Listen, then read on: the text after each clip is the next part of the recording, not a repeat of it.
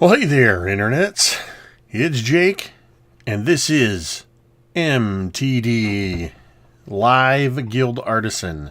Please, if you're watching right now, let me know. You know what? I'm going to just pop this on real quick. Never mind. Okay, I just wanted to make sure that you could hear me. I am running Guild Artisan this stream tonight for the first time on my brand new system, which is a Acer Predator Helios 300. And normally when I run these streams, things get a little glitchy because I'm like bumping right up against the CPU threshold. And I'm monitoring it right now, and we're like way low, so things should be good. Hey, Devious Dungeons Painting is back in the house. Man, I forgot to get back to you the other night. Don't worry, Brad, I will get back in touch with you, and we will talk about what we're going to do for some sort of collaboration. So, had to start a little bit later because of the getting the stream set up, but everything's looking crystal clear, glitch free, and I'm loving it. So hopefully that'll continue. I'm going to pull these headphones off so they're not in the way, since it sounds like you guys can hear me all right. I'll pull the mic in a little closer. Be sure to let me know in the chat if my audio drops for any reason, and we'll get that fixed right away. All right, so in the last stream, I talked a little bit about, previously I had worked on the circus setup, and I had left the circus wagon out in my car. So this was a quick build. I am not proud of this overall, but it looked good at the table. Everybody enjoyed it and was actually representative of a system that had 6 of these, where there were people, children were captured in these. We were trying to save them, and every time we would make an attack against the evil clown, these would rotate around, and in the child and the cart in one of the positions would receive a shock, and it was kind of a built-in timer to keep us moving. But I had also built this as a way of being used to imprison players. It's just cardboard. Those of you that watch the stream may remember I did some cardboard tubes and some brads along with the Lego wagon wheels. The paint job I went with was black, and I brushed on gold to give it a kind of burnished bronze look. And then these were just some stickers I had left over to embellish it, give it that kind of creepy. It almost matched up with the carriage, black carriage from Curse of Strahd, which is the campaign we were playing was built off of a future where Strahd no longer existed. And part of the problem I had with this is, you can see here, this is very weak. It's already broken here. This was foam core, and I glued it to this cardboard, thin cardstock stuff I've been using. But one of the problems is it has this, it peels apart in layers with very little effort when you have glue attached to it. So I'm going to be working on this design, refining it. Hey, Game Masters Vault, welcome. Anyway, I wanted to show you guys this as we prepare to continue on.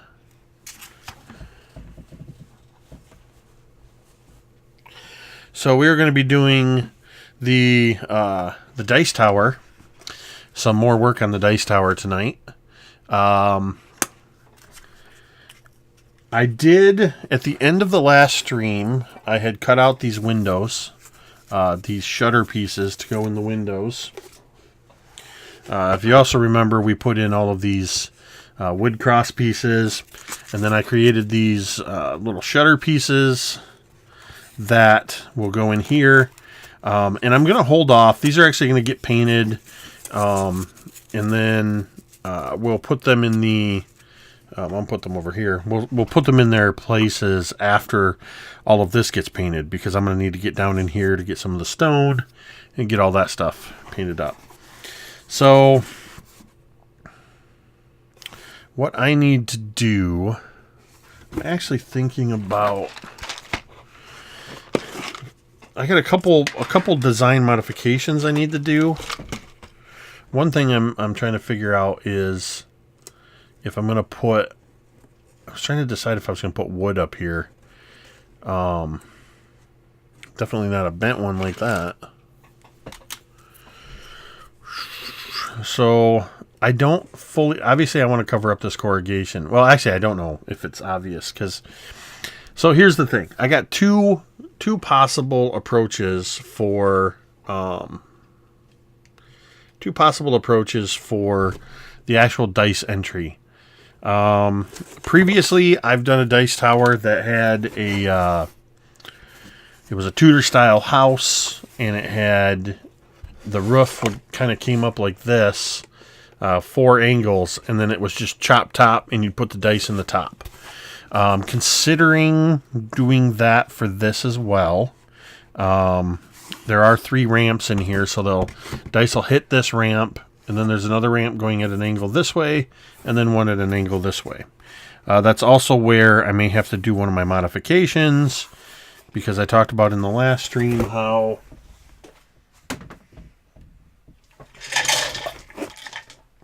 the dice don't really want to come out of here real well. Part of it is I think the angle's wrong. Part of it I know is they're hitting this side, so I need to put some kind of angle pieces on the inside there. Let's see.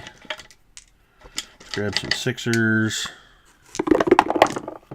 I mean, those are coming out okay. Let's grab some 4s. Let's say we're firing off a magic missile at level 2. So there's going to be, oh, dropping dice. So we're going to have 4d4 here. You know, they're coming out of there all right. So I'm not going to sweat that. So trying to figure out, do I want to have the whole top remove? I think I'm going to go with what I did with the other tower. Here's why. So you can understand my thought process. These are notes from a game I played in the other night. So we'll take this, turn it over. So I'm thinking the roof is going to end up looking like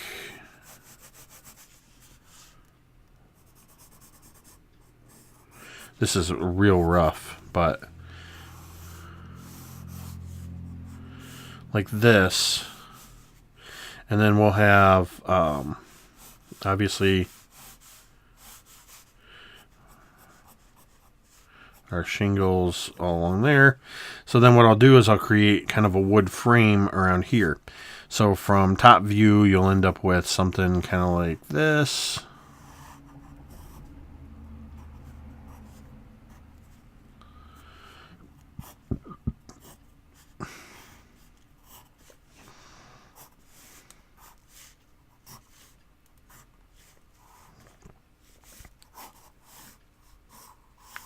And then this is all shingles here.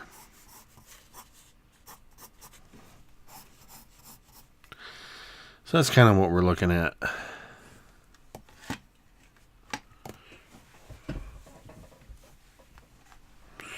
I'll check something real quick on the stream health here.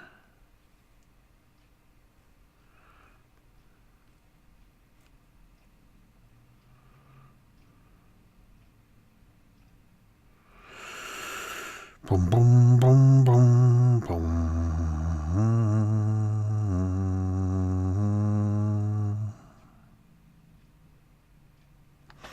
All right. Sorry, this new setup has me, I'm just questioning sometimes whether stuff is actually doing what it's supposed to be doing. So let me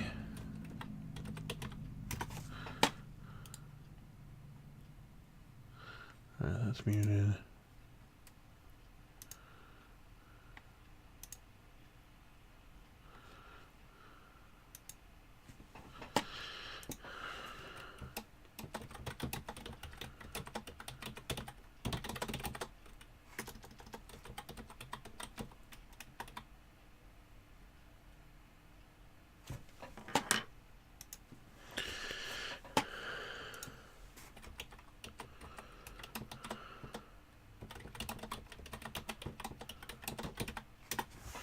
Okay.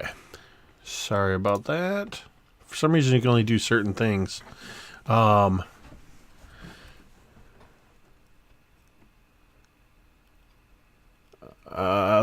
of these colors on the names. Will you see the lion?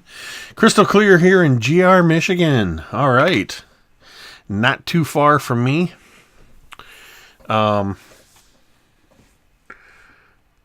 Awesome. All right, well, I'm going to quit fiddling around with nonsense, and we're going to get to work on the actual tower. Since in the question of trying to figure out what I was going to do, I figured out what I was going to do. So I think for tonight, what we're going to do is I'm trying to decide if I'm going to do the cross pieces here. I'm not as worried about covering this up since I decided I'm going to put a firm roof down.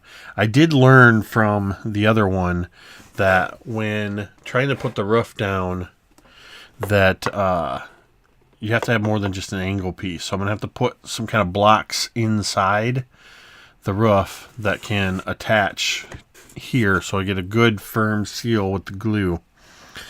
So we can hotwire create lumber. We'll do some lumber creation for all these boards here. I'm gonna have to put a fascia piece here. I gotta detail the doors. Let's cut some lumber. Let's see how that works. I've done this on small scale, and I'm not decided if I'm gonna do individual pieces of lumber, or what I'm more likely to do is try to cut this all into one piece and make it look like lumber. So let me just see what we're dealing with here. I'm gonna use inches because that's better for me. I mean, I can use centimeters, but so if we cut it 8 inches, and then we're going to go, technically, we want to go shorter. We're going to go 1 inch. Yeah, okay. All right, this is going to be interesting. Hey, it's Granny Carol. Welcome, Carol. Welcome. Man, that dark blue gets me all the time. What you looking at? How's it going? All right, so I gotta go grab my foam real quick. One moment.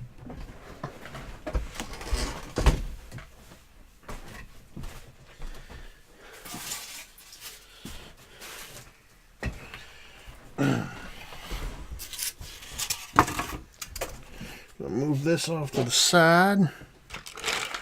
Get the wood and stuff out of the way.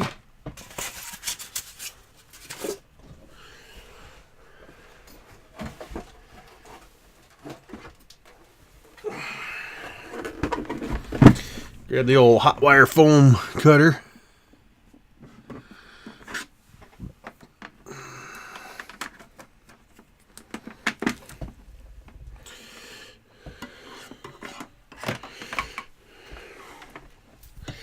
I'm really loving this new computer setup because the stream just seems to be going off really well in terms of stream health and quality. So one of the things I got to figure out here, get a power draw from my heater. One of the things I got to figure out here is, where is is my...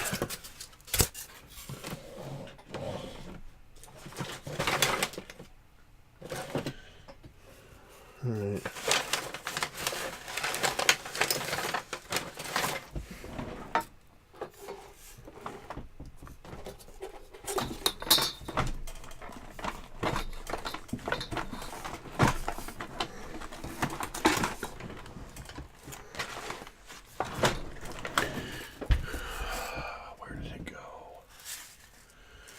Okay, I seem to have misplaced my micrometer. I know I had it out the other day and was showing it off. I must have set it off here to the side.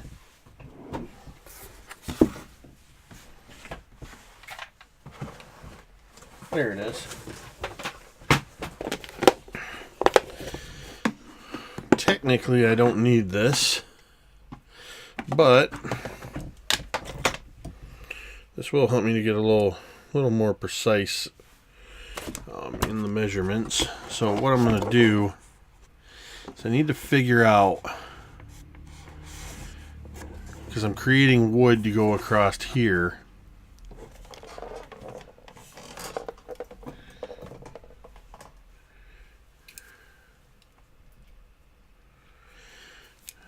Need to figure out the thickness that I can do there. Ironically, looking around for that, it's not really what I need.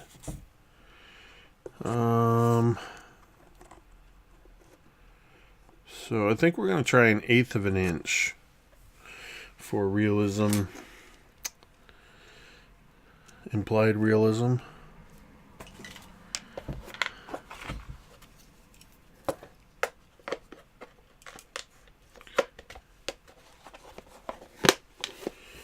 Oh no, you had a hailstorm, Carol.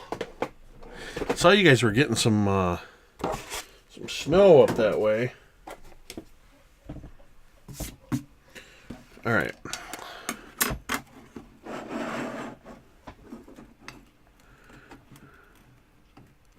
So I'm setting my fence on the Proxon cutter to 1/8 of an inch.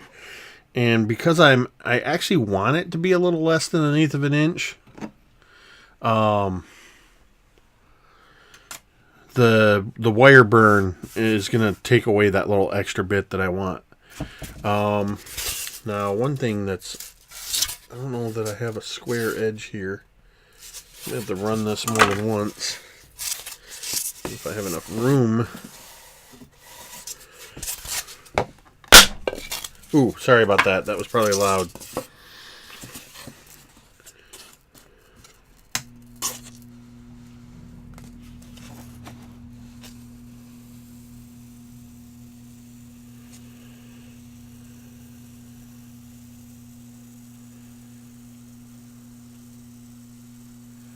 What you're looking at says you might start painting minis soon. Pretty cool. Definitely check out Devious Dungeon painting. He's got some phenomenal paint projects that he's done over there, and doing official work for WizKids. So little credibility to his craft there. Now, one thing that's really cool about this foam here, I said I wanted it 1 inch wide, and that's exactly how thick this this particular foam is. So I might get real lucky here and only have to make a couple cuts, and then I'll show you the detailing for creating the faux wood texture.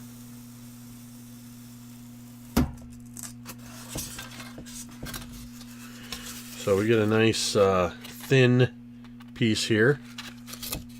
Might try and start painting. Well, you won't succeed if you don't try. Alright, that's got a weird... What's going on here? Oh, okay, that's no problem. That's no problem at all. It's got a weird kind of edge to it. I'm going to cut a couple more strips So I have some extra to work with.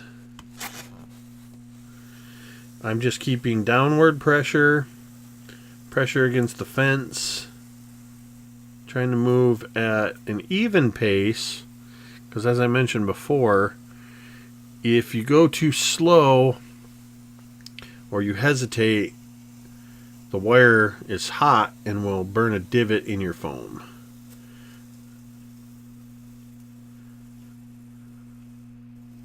There we go. If you go too quick, because I have this turned down a little bit so it's not drawing as much power, and the wire's not getting too hot. If you go too quick, you end up pulling the wire, which one is going to stretch it out, which is fine because there's a whole spool of it here. But it can also lead to breakage, and you end up pulling the wire at an angle, and it can affect the accuracy of your cuts. I don't know if anybody else that out here that's watching right now has a Proxon, but Jeremy Pillowpaw over at Blackmagic Craft has become the sort of almost official spokesperson for Proxon, and has affiliate links over on his channel.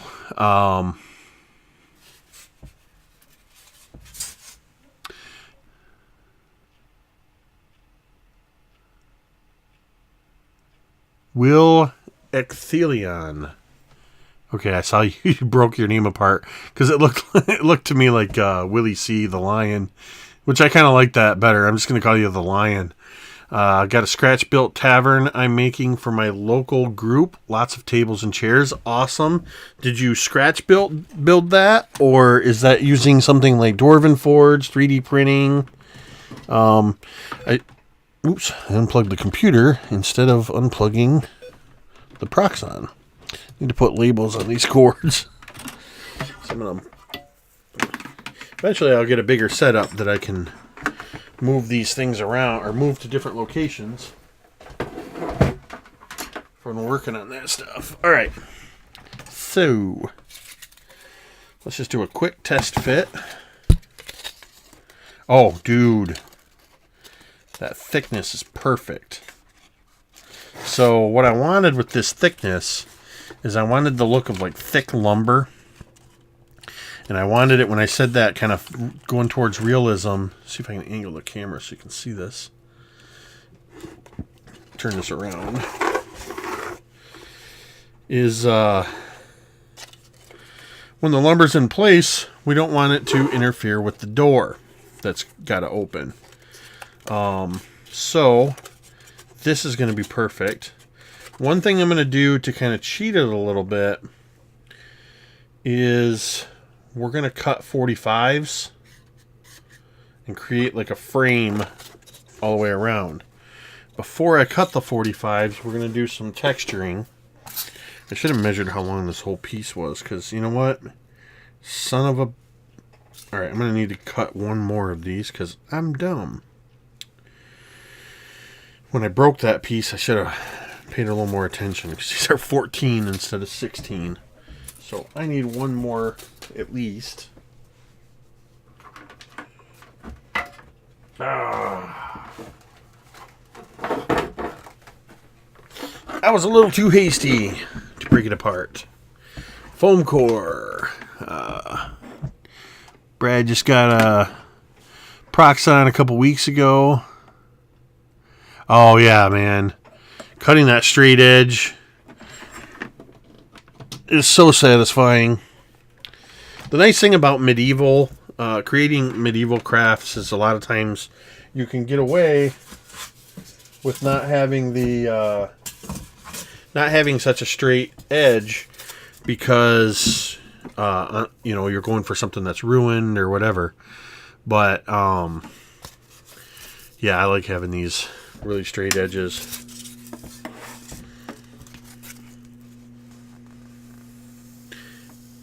And something like this would be next to impossible. Not impossible, but a lot more difficult to get with a long razor knife, because you have to really, it's really dependent on you keeping that that edge perpendicular to your surface. see, I popped the wire a little bit there. I am going to... I should have done this in the first place. I'm going to cut a couple safety pieces. Just in case something goes wrong.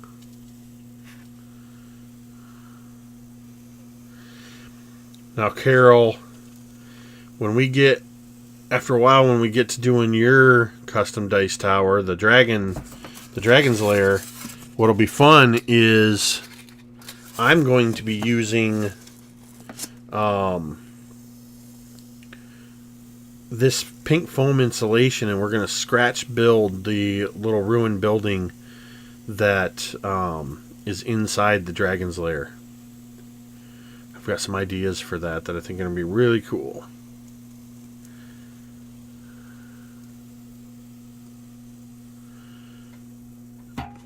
Alright, safety cut 2 extras.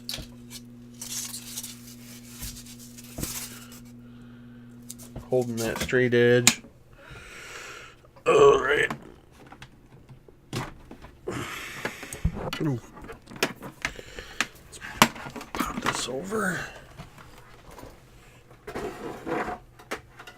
I keep forgetting when I adjust the camera and my light that you guys can see that in my picture-in-picture.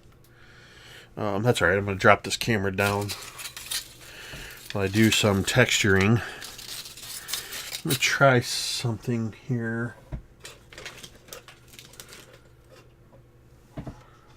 That's the water.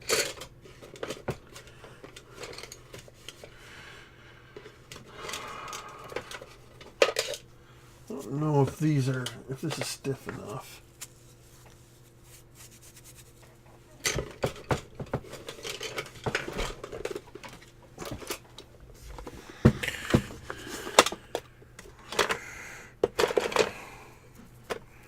Maybe this one, I don't know.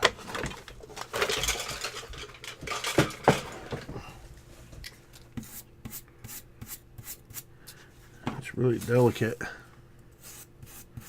Yeah, I'm going to go wire brush on those. If I have a stiff enough brush, that might work, but... So what we're doing is we are going to create the wood texture on all of these.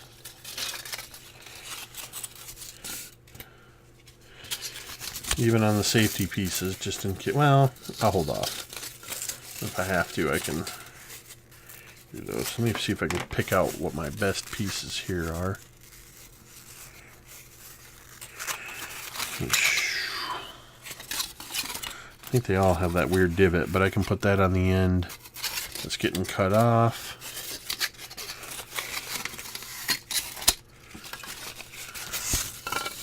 There we go. Well, thanks everybody for joining that's joined already. Almost forgot that I had coffee here. And this coffee mug was made by Cassie, who you can check out on Facebook at Porch Pottery. I think she has a store set up on there as well. But she made this by hand, and then her fiance James Carney from Absolute Tabletop and Tabletop Terrors was kind enough to buy it for me. So I always promote Porch Pottery when I can. It makes the coffee taste that much better because it was made by a friend's loving hands. Anyway, thanks for watching. Thanks for tuning in tonight. If you haven't already, be sure to hit the follow button. And I don't know if subscriptions are enabled yet. But I've completed the paperwork for affiliate status, because I qualified for Twitch affiliate. Alright, I'm not digging what's happening here right now. For some reason, a couple wild bristles are digging into this. Let's try the other side and see what happens. See, the trick is to use a very light hand here.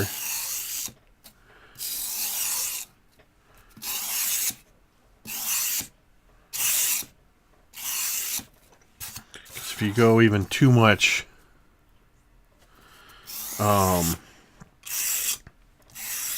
you just digs in a little bit. I don't know if you can see that texture or not. Where'd my brass brush go? Ooh, what is this? Where did I get this?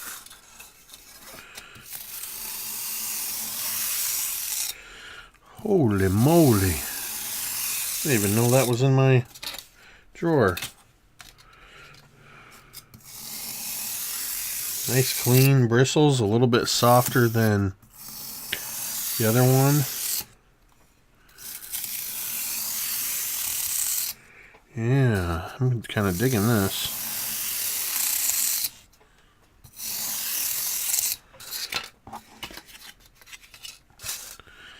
There we go.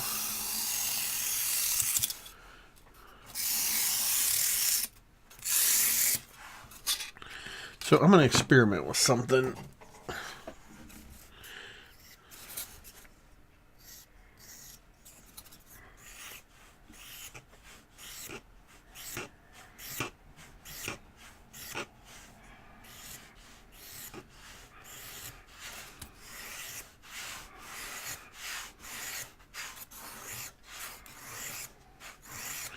What I'm doing is taking this little handle and I am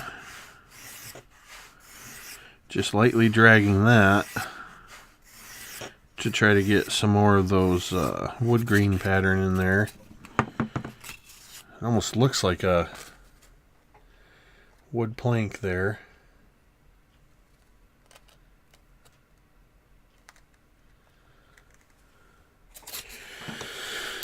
Yeah, I like that.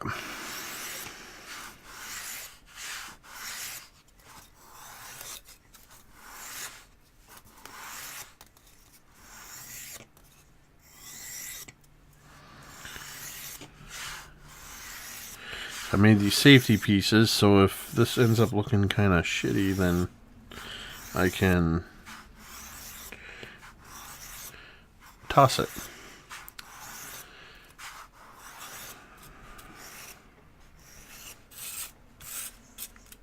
Thanks, Brad.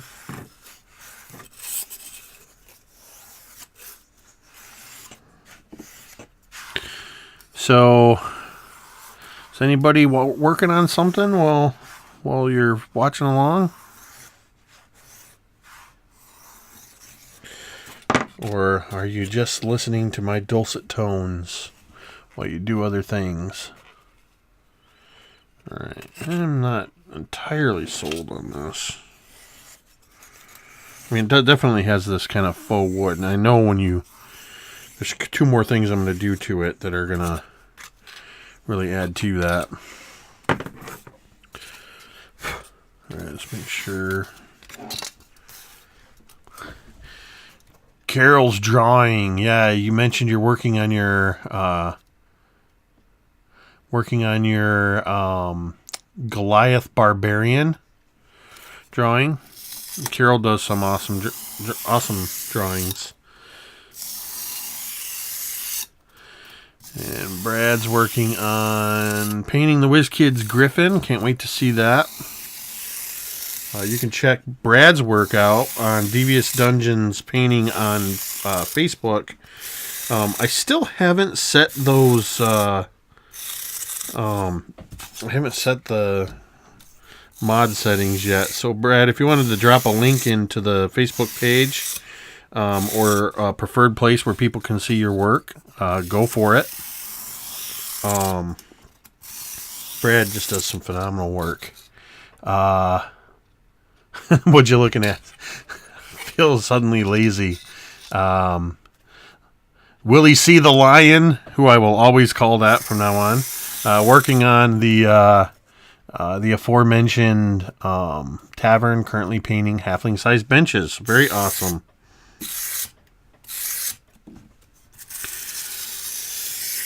I think if we get to a big enough point, or if anybody wanted to, maybe someday we'll have a MTD Discord where people working on stuff in the chat can share images of what they're working on so everybody can see.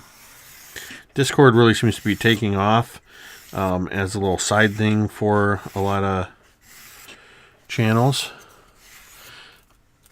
Awesome. Brad shared a link to his YouTube channel. Do yourself a favor and check that out. Is this camera angle alright? Are you guys able to see what I'm doing?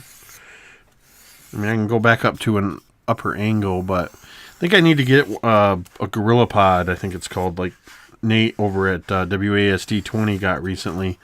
That'll let me have a little more versatility with this camera. I've got it on a boom arm right now, but I can't quite drop it any lower. I have to play around with some of these white balance settings too. Yeah, I'm digging this combination of the wire brush and the awl. I think when we hit that with the paint later on, that's really going to look good. So this one I'm not too keen on. Pitch that. 2 more, and then we can start cutting these.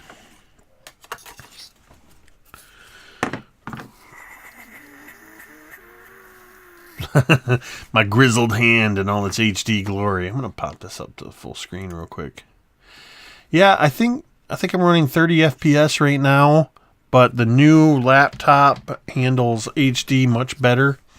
I'd like to push out 60 frames, but I think 30 is giving good enough detail here. So, yeah, let's pop that back down. Over there. There we go.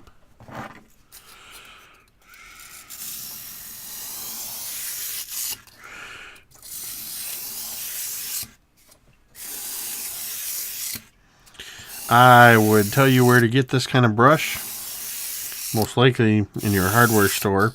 I know these ones I got in a 3-pack a long time ago, and I've used a couple for like car stuff, cleaning battery terminals and whatnot. But I didn't even know I had this in the drawer. But this one's actually pretty nice. I wonder if I got this at the dollar store, at Dollar Tree.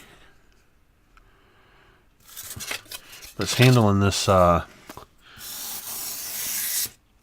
texturing task really well.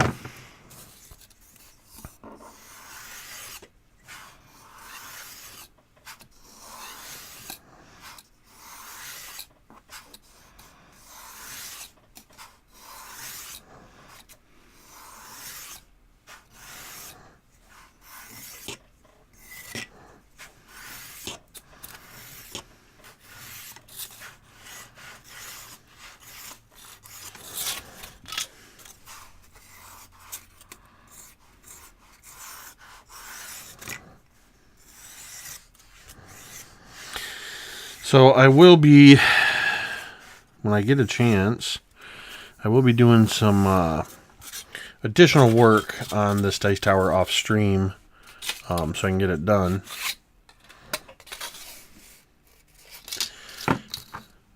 But I'll try to make sure that the big part, probably one of the things that is going to be a very boring stream if I end up doing this on the stream, is probably going to be when it comes to the shingles. Because that's a lot of shingles to cut and to glue in place. So I may do that off stream and then just show part of it. Then again, maybe we'll just go ahead and cut all the shingles. I'm estimating, without even knowing what the dimensions on the roof are, that it's probably going to take somewhere in the neighborhood of probably 300 to 500 shingles. It really depends on what that roof dimension ends up being. But with the tacky glue, that helps to get them glued in place without too much effort. Them sliding all over the place and whatnot. On my previous build, I think I tried shingles with hot glue where I was gluing them individually, which we'll still be gluing individually. If I can find a good system for doing shingle strips, I might do that. Maybe we'll test that. I don't know what the style I like to do with the shingles. I don't know if shingle stripping will work, but maybe we'll experiment with that in a little bit.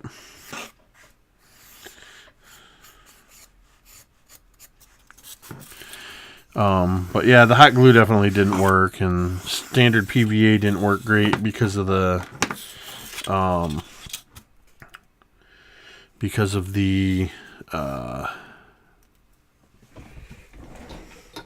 it's sliding around too much. All right, where's my knife?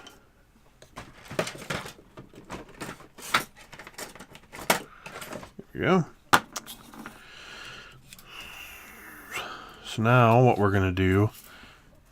Tamiko! Hey, I got to ask, Tamiko, were you watching last week's video thinking you were watching the new stream? Because I kept getting messages that you were commenting on it.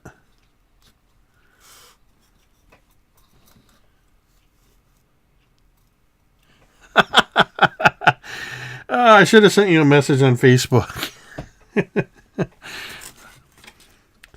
I kept wondering why I was getting messages on this other video. And I did see you were like, hey, didn't you already do this? But that's all right. You're here now.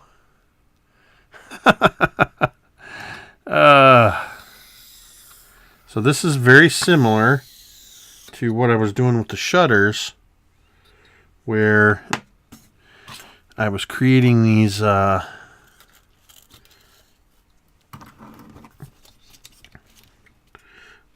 marks with the razor knife that I'll go over with the pencil.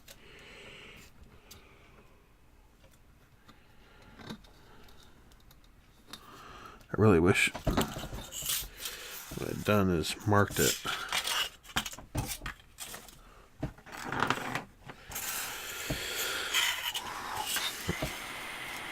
Those are centimeters, that's why that's not lining up.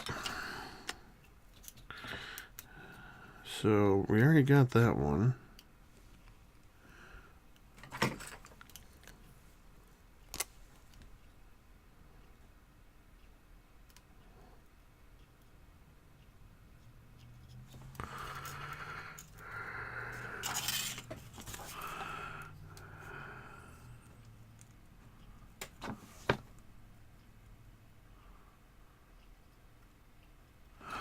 Just making a couple marks with pen here. So I can actually get these even.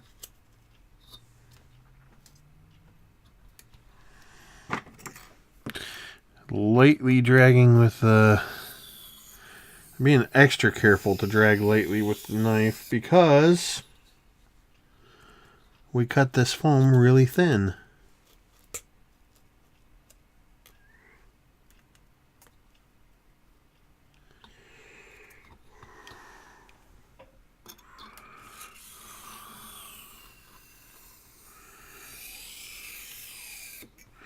Alright, with that done, I'm gonna mute for a second because I gotta sharpen my pencil.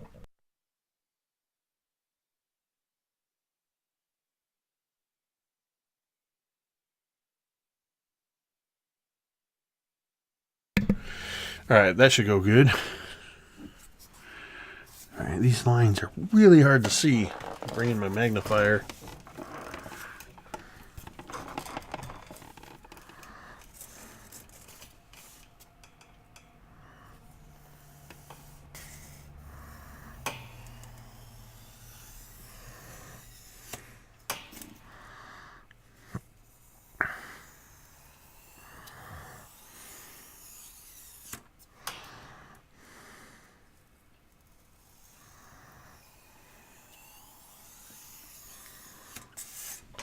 All right, look at that.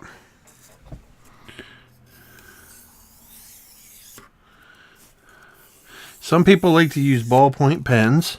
Some people like to use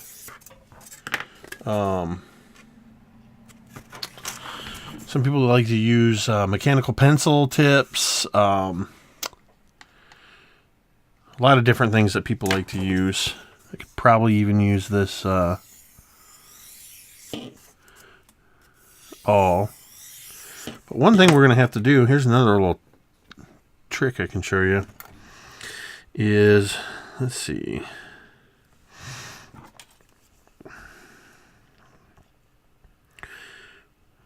Six, call that 8. I'm going to imagine these as 8-foot boards.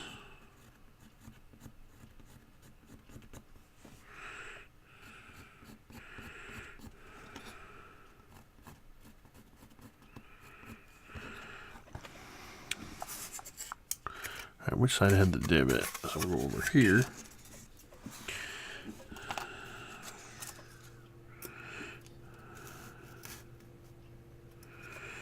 And we're going 1, 2, 3. Nope. Bring them here.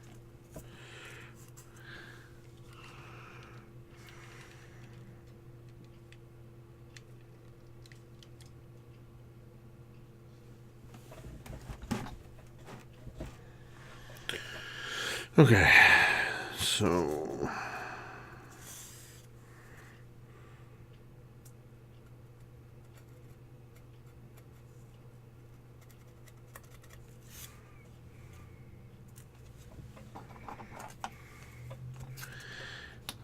we know we're going to 8 inches.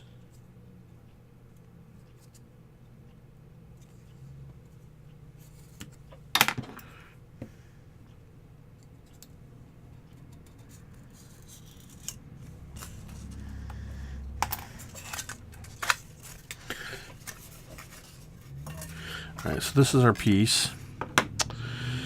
And let's start with this.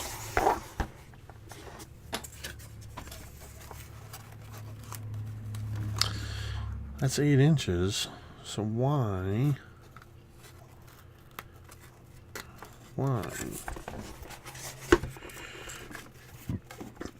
Yeah, I'll have to trim it down just a hair. Alright, so I think what I'm going to do is if I line these up, kind of eyeball that.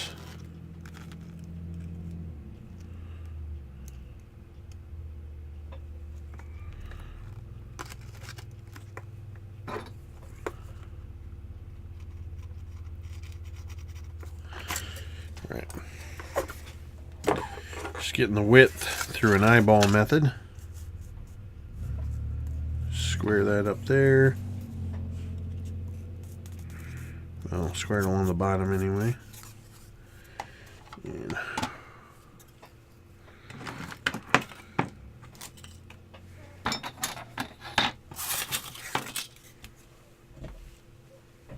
where'd my little...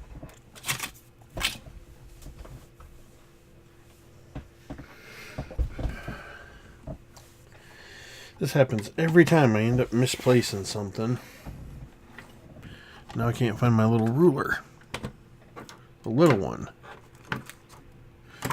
Where did she go? Alright, I literally have no idea. There it is. I set it over here for some reason.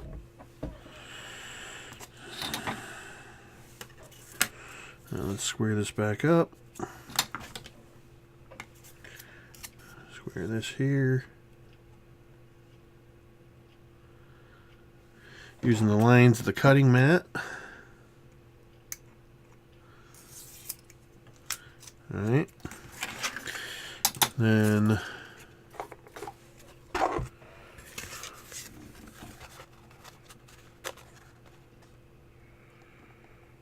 so we got that. So now I need this measurement, which is 5 7/8. We're going to measure here. Ooh, I did not. Because technically, that should be 1 inch on either side. But if I do that, okay. So 1 7/8.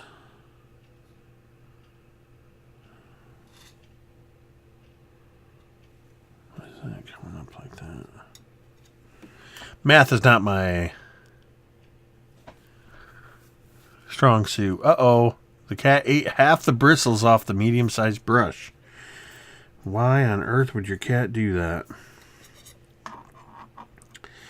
Alright, so 1 7/8 is 14. 16ths. 7/16.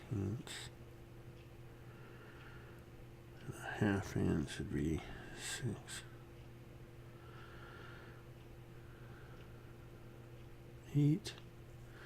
15. 16. Man, I don't know what I'm doing. Alright. So that's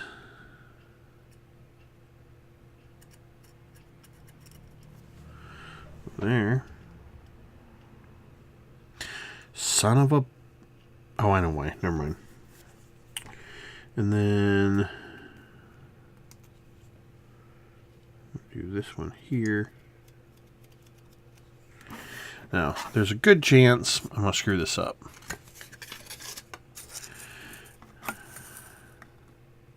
There's also a good chance that I'm going to do it exactly right.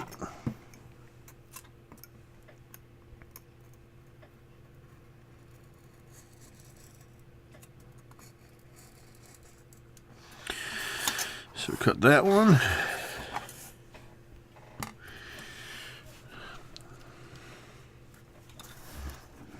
Trying to keep my fat head out of the camera.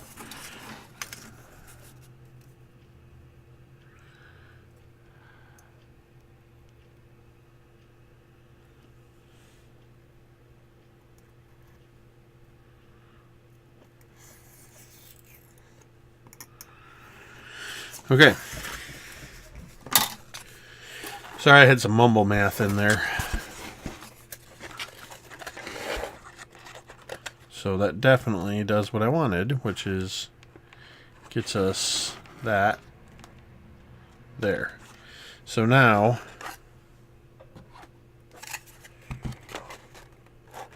because I forgot the sides and the front pieces are different sizes because of the way I built it. It's off, I think. Once the side is half an inch bigger. So technically, yeah, I can take this piece and make 2 of them. So I'll do that now before I do the other boards in there. So we're going to do what we did previously, except I'm going to do a little bit different. I'm using the markings on the mat here.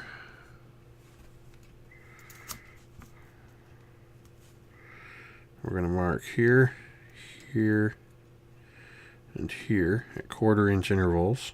Flip it. And do the same thing.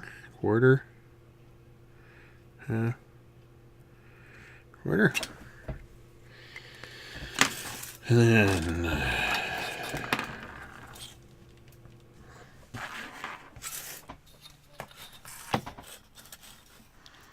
just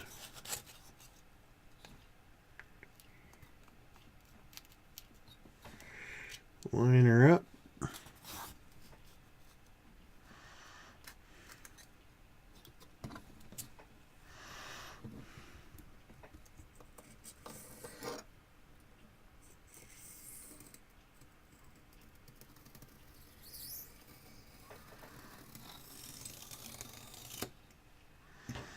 That's weird.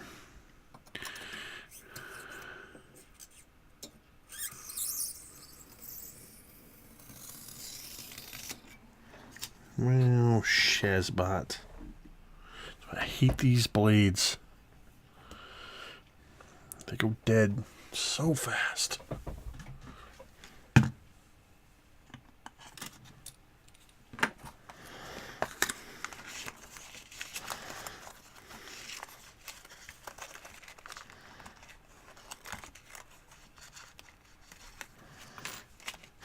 Ah, that smell of oil.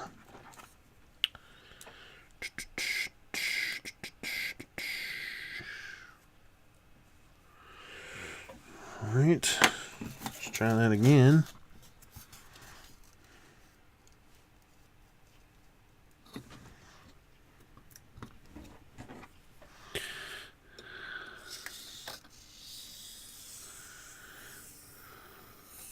Yeah, it glided across there much nicer.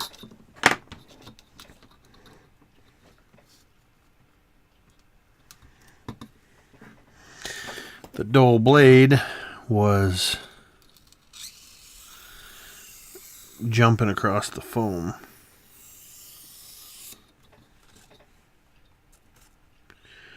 And creating weird little divots. Oop, I think I should cut through the foam a little bit, because I made multiple passes. Alright. Is my fat head in the way again?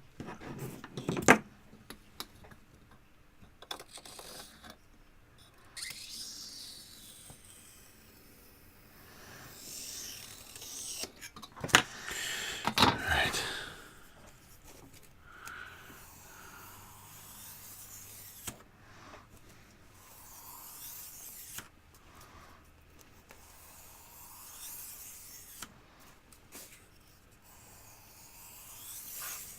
Ooh, not cool. It's alright. That'll get tightened up. I'm afraid that's going to break right off. Alright, I might have to do something, because I cut straight through on that. I might lose this one board.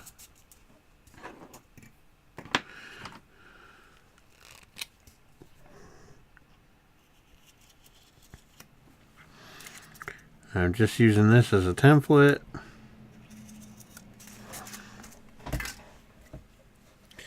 To put lines down there. Then we'll use this straight edge here to line those up. Scrap that.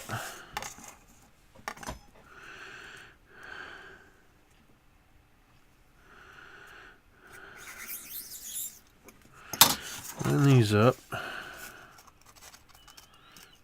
Yeah, this piece is really flimsy.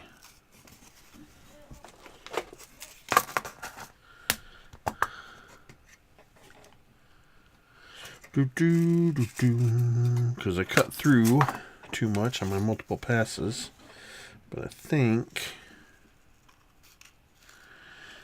yeah, my pins are going to be a little too long for that. Alright, well, we're going to be gluing it down and then coating everything in Mod Podge, so ultimately we're going to be okay. I just handle it very delicately. So that's those two pieces. The dimensions are a little bit longer on the other side. So these are front and back. I'll mark these now.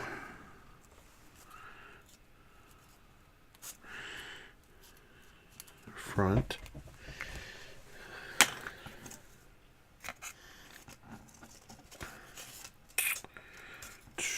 I'm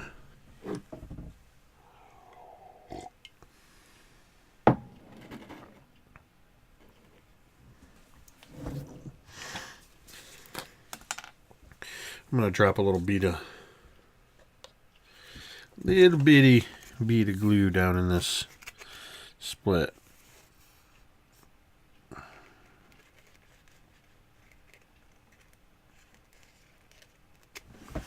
Alright, what is going on here?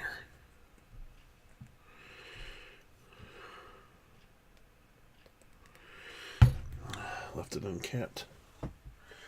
Got some funk on the end there.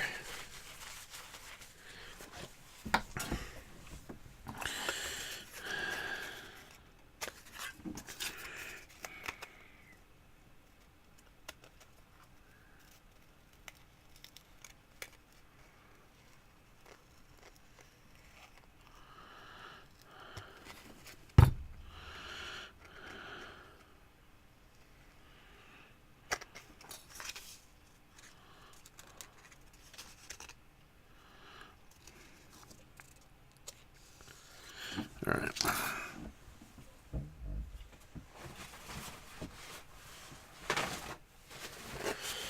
So,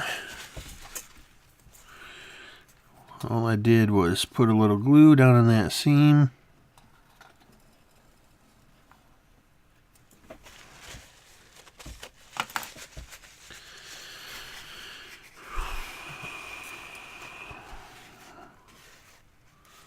Now, sometimes it might be easier just to like redo it, but I don't know.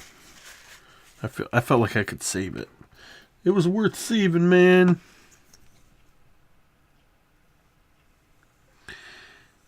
And there we go.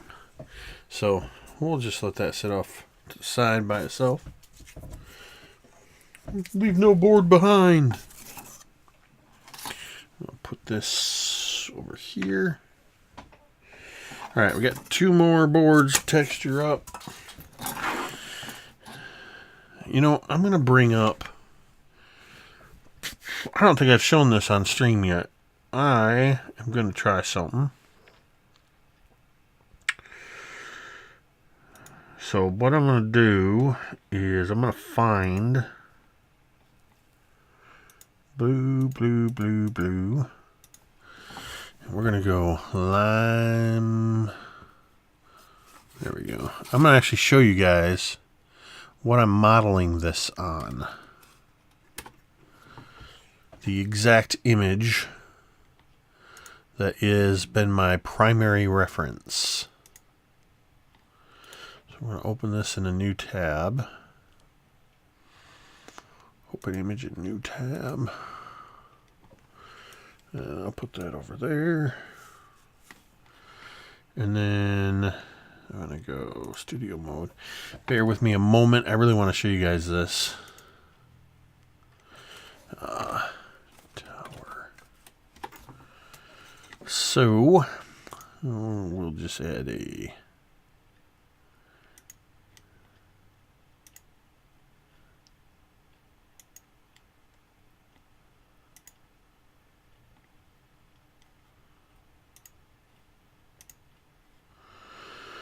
And of course, for some reason, I just want to grab that. So we'll do a...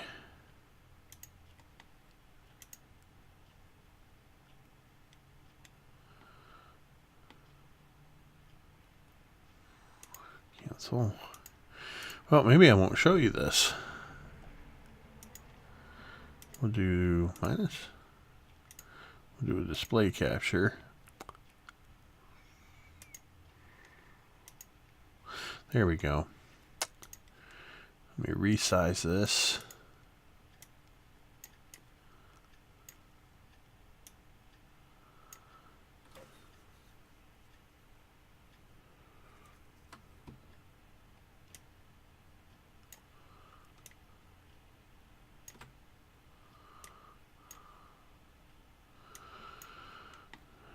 All right, incoming.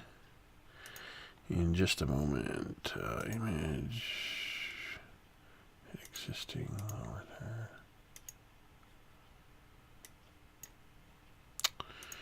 You dummy.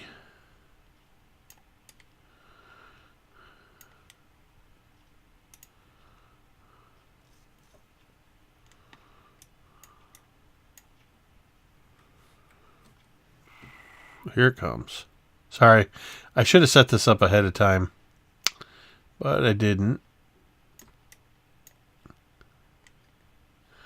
And I don't want to obscure.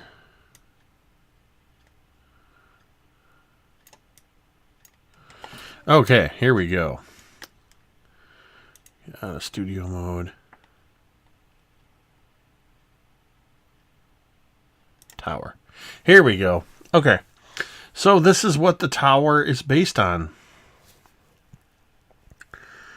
This is the compromise I made is I made where the top of the stair is. It's actually at ground level. I toyed with having the dice come out and tumble down some stairs. Obviously, these stairs are modern. But looking at historical pictures of this, they actually would have like a ladder or something like this. Then some of these towers would have a lower level. Here's the window. And then this is what I'm working on right now. So I'm wondering if this will work. Yeah.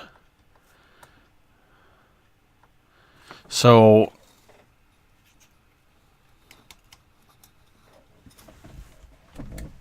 the Game Master Vault. I don't know if that pun was intentional. I'm going to assume that was an intentional pun. You get 50 experience points for that pun. Centuries. A hell of a first step for centuries. Gosh. All right. So, anyway, this this area here is what we're working on now. Obviously, you know, I'm modifying the design a little bit. I kept this the same, rather than slightly smaller. All of these cross pieces, this is all going to be done out of foam. That's going to be our next little bit. And then we'll probably top it with wood for stability. And then the roof. But yeah, this is what we're based on. So let me pop back so you can see the actual piece here. Siri's trying to eavesdrop. I'm going to bring that back to full. And then if we come to here, you can see where, oh, you know what? Because I didn't do the cross pieces yet. I actually completely forgot those. So I'm glad I brought the reference up. So if we look here, you can see up top these little angle pieces, because my dimensions are a little bit different. They're going to be slightly different, but I did intend to put those in. So yeah, I'll still have to put in something here and here. Totally forgot about it, man. All right, 50 XP to Game Master's Vault for that century pun. And a point of inspiration. Okay, so I'll leave that up on the other window in case we need to show that again. What time is it?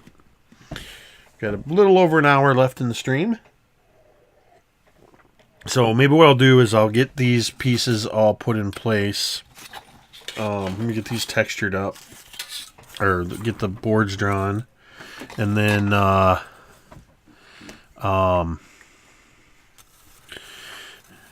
we'll see about getting started on those cross brace pieces that I nearly forgot about.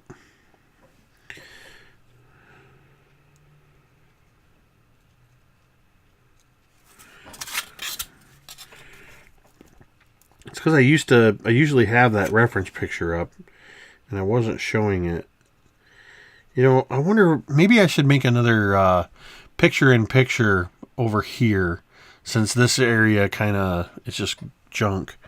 And I'll put another picture in here and have, you know, like a reference thing in there. I'll have that for the next stream on Thursday.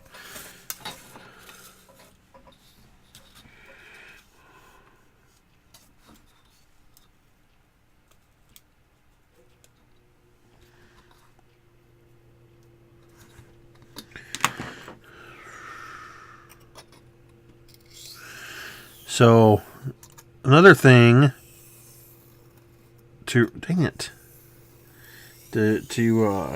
mention is on Wednesday, which is February 28th, right here on twitch.tv/mini-terrain-domain, I will be joined by the fine folks at Absolute Tabletop, where I will be running my custom Tomb of the Mummy Lord adventure.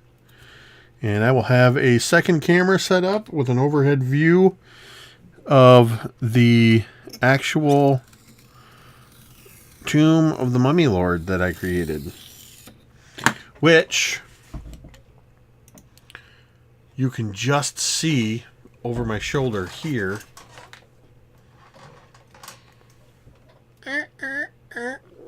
Right over there. That is a 28 millimeter scale pyramid with a couple levels in it. So be sure to tune in at I think it's at 8:30 that we're starting that game.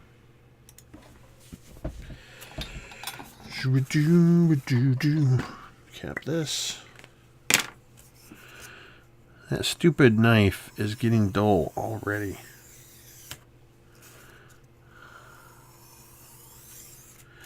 This foam...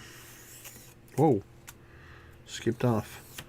This foam core, or not foam core, this XPS is a little rough too. But it shouldn't wear it out that fast.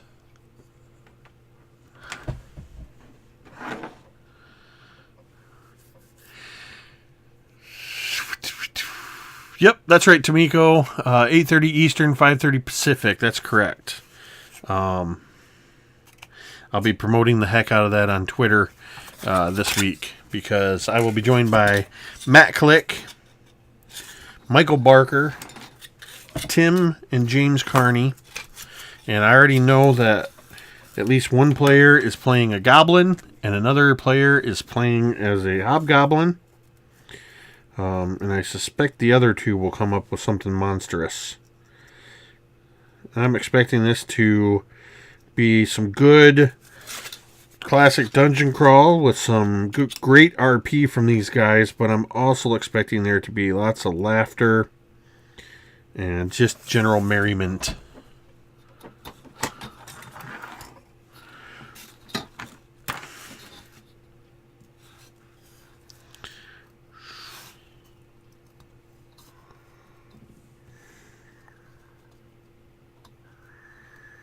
I might have this stream set up in time for that on Wednesday to actually simulcast to YouTube as well.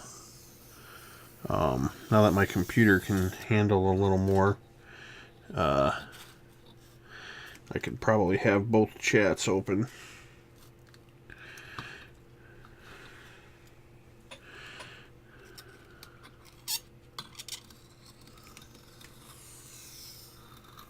Oh, I heard that slicing right down. I'll flip that. Flip it and reverse it. Every stream I go into some kind of old school rap music. Granted, that was just one partial line from an old Missy Elliott track, but...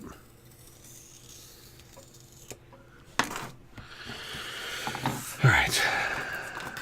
I like when, because we were kind of, I like the innovation part, you know, when I was trying to figure out what to do with these boards and everything, and taking measurements and all that, but I like when it just starts to flow.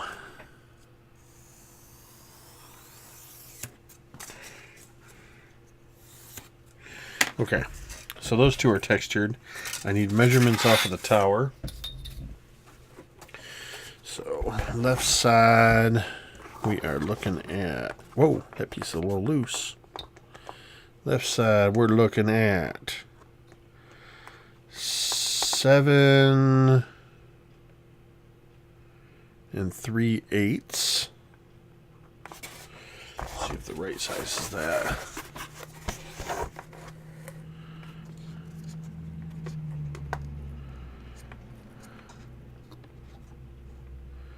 The left side, 7.5. Nope. It's left and right.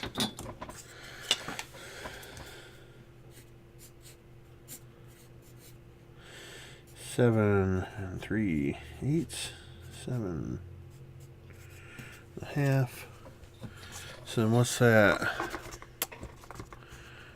Is 5. Whoops, don't measure the front, dummy.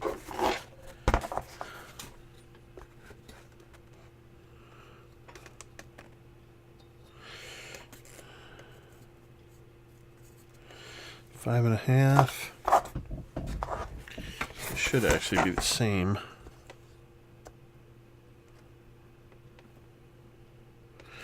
5.5.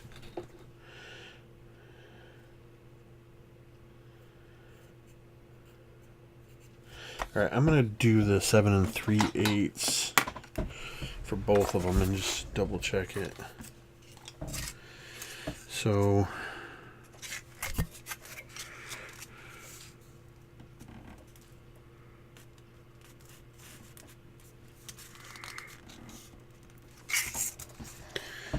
this.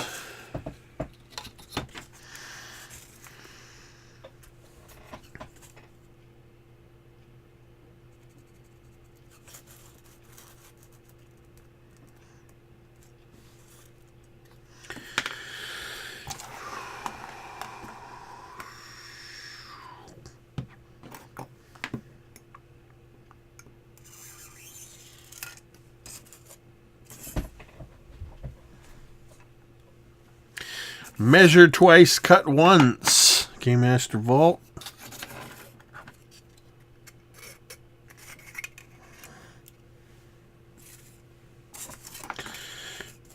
I would do well to heed my own advice, I guess, but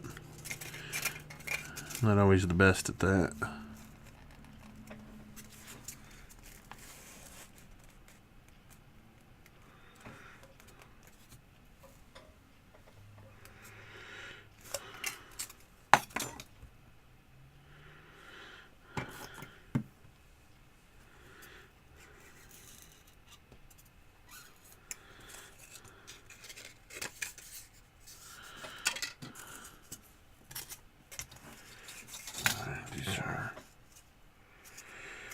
I need 5.5.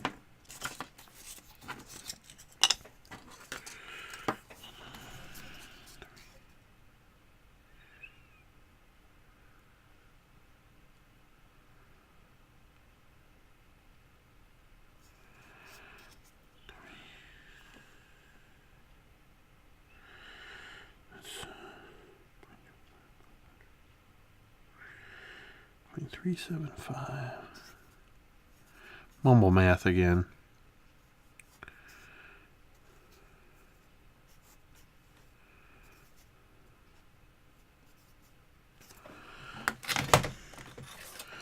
What? I'm not using a calculator.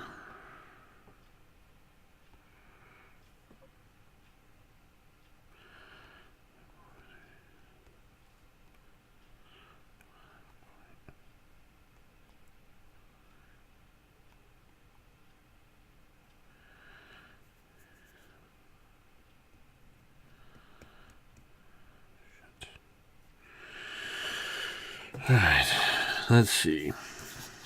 So,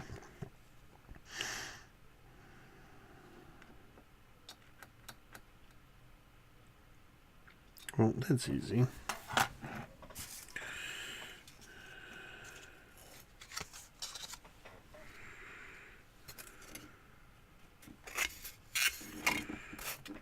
I mean,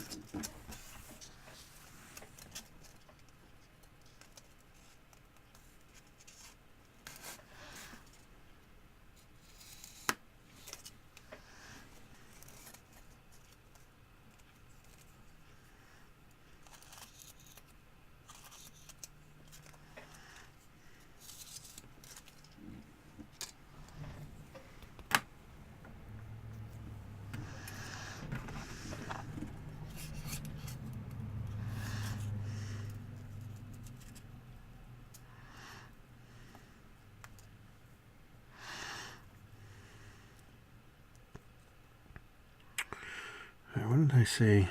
We were at 5.5. Doing it the way I just did.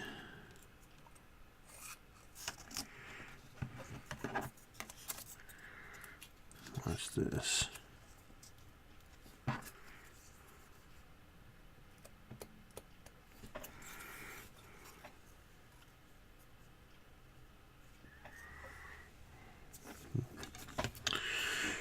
Watch this. I don't even know what I'm doing.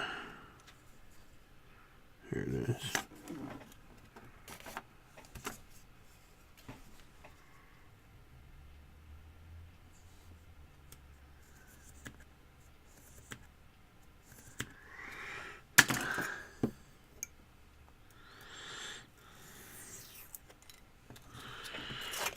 That's why I'm not a carpenter. I'm a micro carpenter.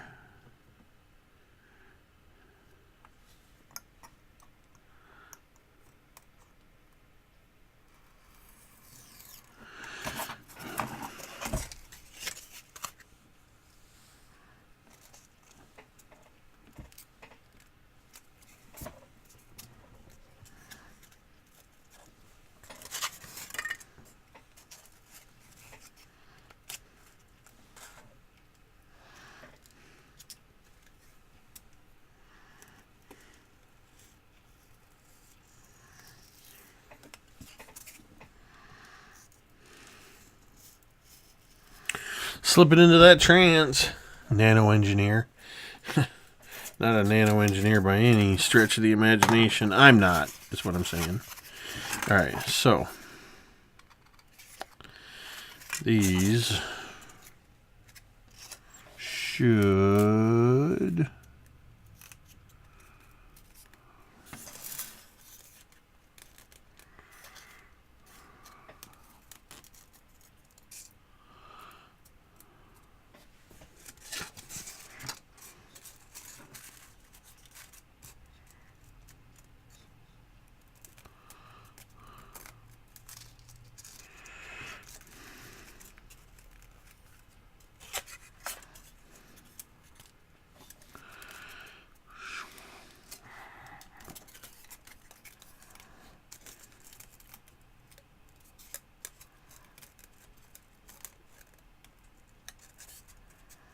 Okay, there's a weird mismatch going on here.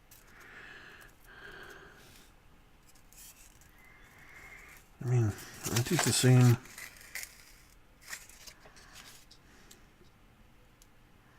If I have to putty fill this, I will.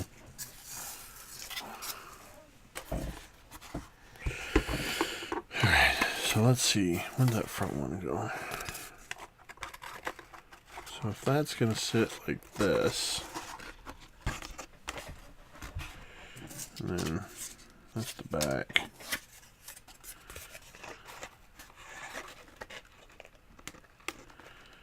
And that sits pretty much like that. Yeah, this would be it's not square, and by any stretch of the imagination.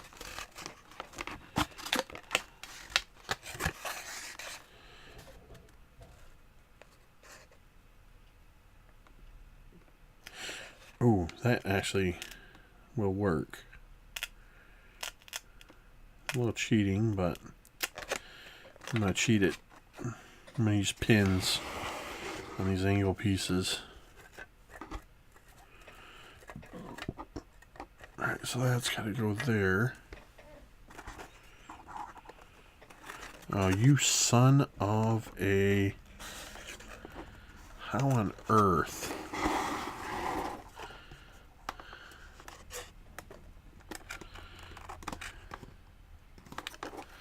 Ha! Good call, man. Totally didn't texture both sides because I forgot about the bottom showing. Good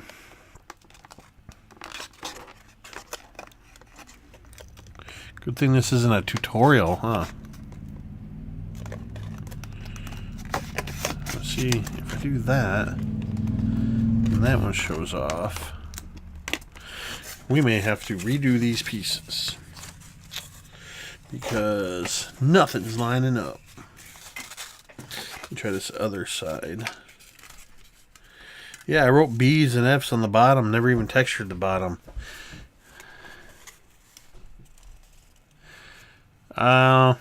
Maybe I can flip them.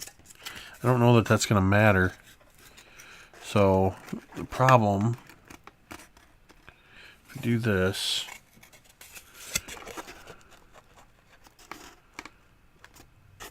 I got these weird gaps. You know what, Tamiko?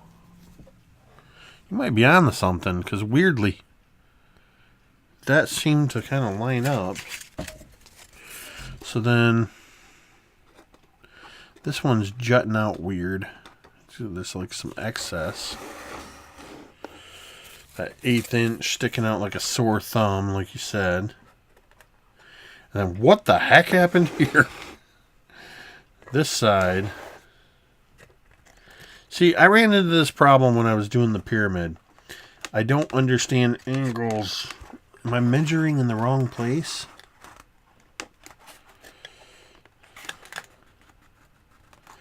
I think I'm not being as precise as I should be. That's a big part of it.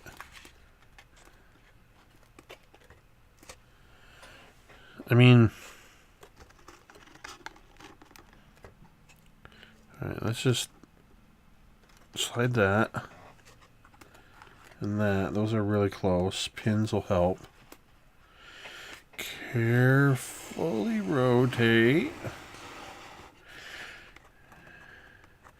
So technically, but see, I don't understand because I measured these. I measured the inside. I know what's off is because I was playing too loose with the. No, the front and back pieces I marked, and I was sure about that.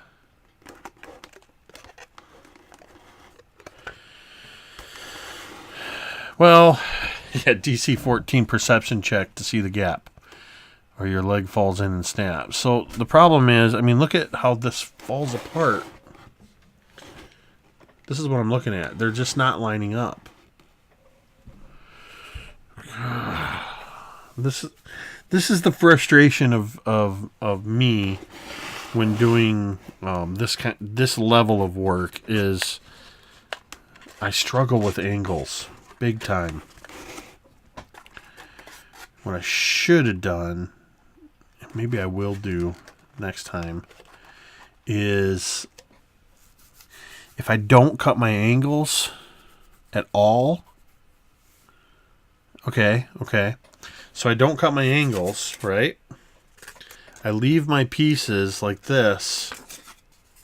Let's say that's long enough. And then I overlap them. Then I cut my angles.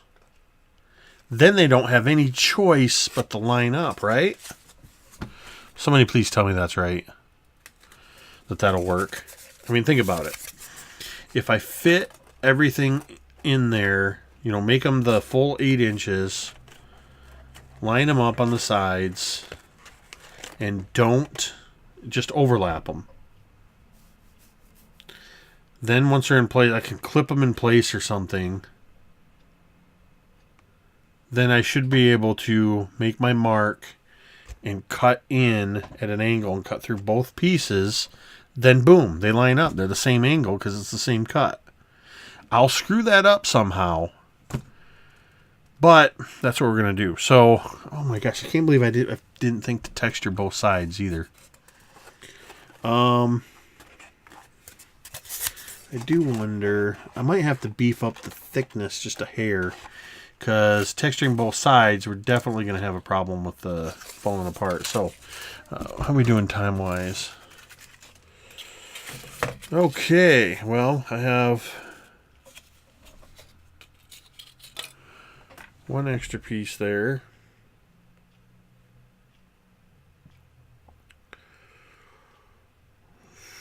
Just checking my phone. Got a message.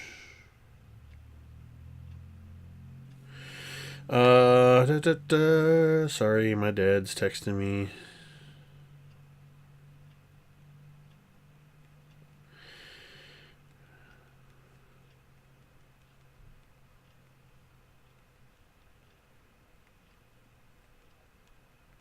Gotta bring him some Girl Scout cookies tomorrow. Okay. So, friends. Yeah, I use the X-Acto to cut the lines. Yeah, I have a protractor. Doesn't mean I know how to use it. Yeah, I use the blade to score the line. I could, if before I texture it, if I draw my lines first, well, I use the metal brush to do the texturing. But I textured first. Alright, here's what I'm going to do. Since this was a fail, well, it's not a fail. It was a lesson. A lesson learned. I'm going to double check some measurements here real quick. Boom. So here's what I need. I almost asked somebody to write this down for me. I mean, I guess you could in the chat, but... So I'm going to go like this.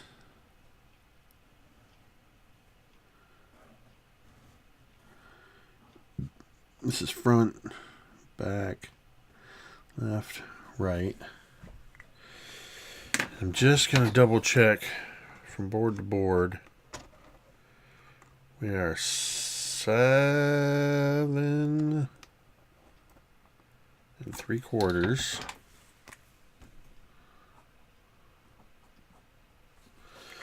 Then we're going to go to the right. And we are 7.5. So that sounds right. So the rear should be 7 3/4.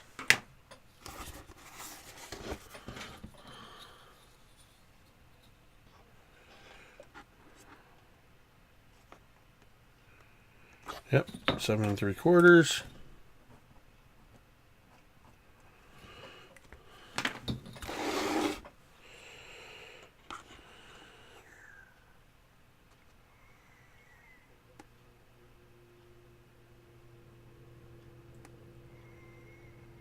And 7.5. Okay, so that's their max width. So if I cut them at 8, yeah, we'll do that. All right, so we're gonna cut everything at 8.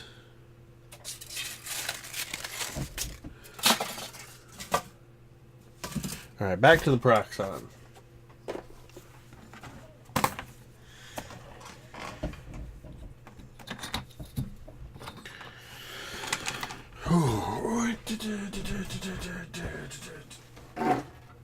There we go.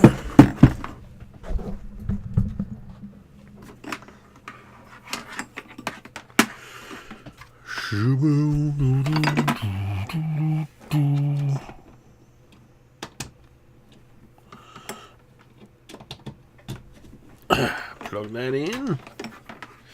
Need to get some better lighting in here. I think this silver throws off the auto white balance.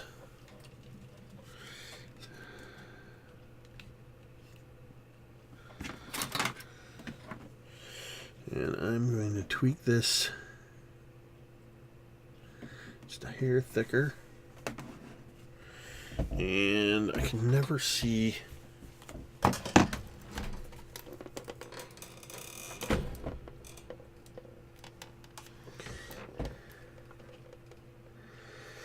cannot see this stupid dial.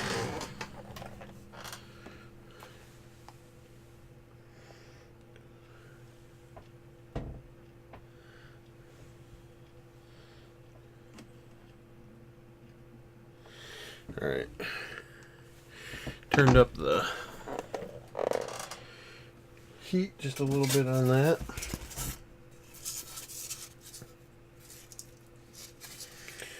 Also going to do, I'm going to do this.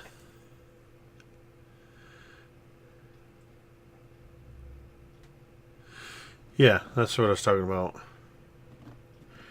So I think I'm going to do this. Where'd my other ruler go?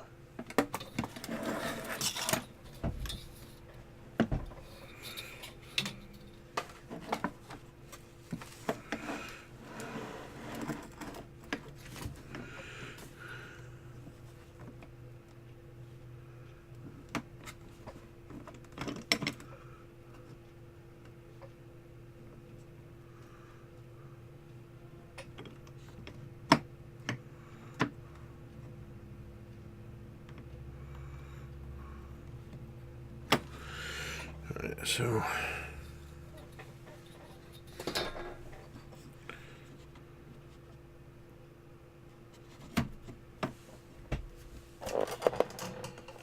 okay, so what I just did was make that be 8.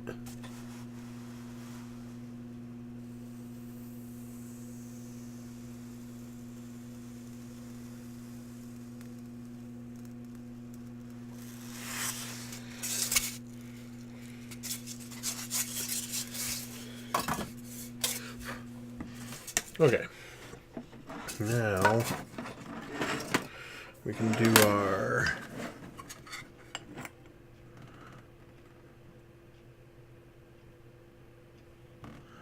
go to 3/16.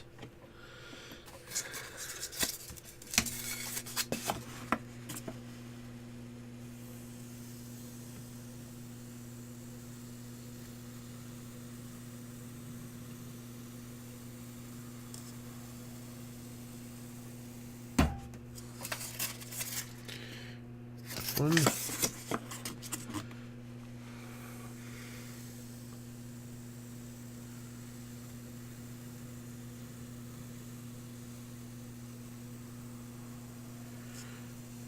There's 2.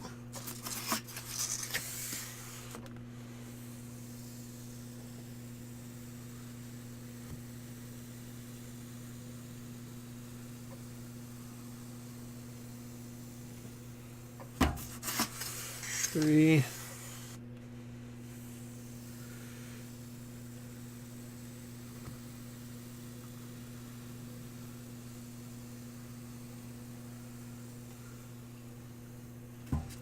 Four.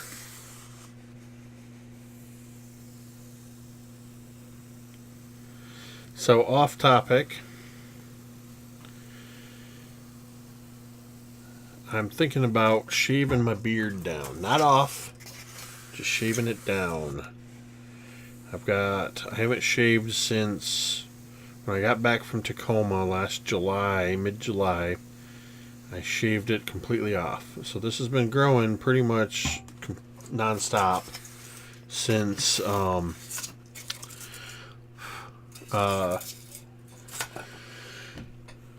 July. I'm thinking about knocking it down to just a much shorter beard. Medicated PNW, welcome. I am working on I'll just pop it over here real quick. We're making this. We are making a Limes Tower of the Lower Rhine, Roman medieval guard tower. And I'm doing the wood planking on the upper level.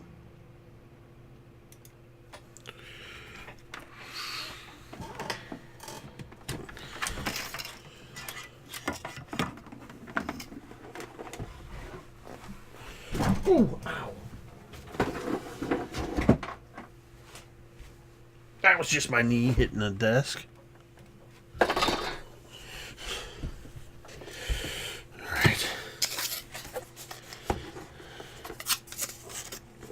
So this extra thickness down, technically it's too thick. No, that'll work. That'll work. Looks good. Alright, this time we'll set 2 of these aside just as backups. I think I made 6. Yeah. So set those aside. So this time this Medicated PNW, this is actually a Dice Tower commission. So this is actually a functioning dice tower. All right. So what I'm going to do differently this time,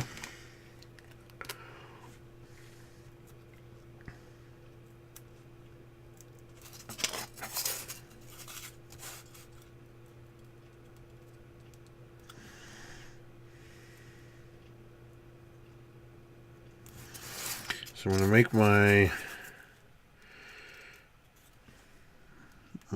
boards first before I texture.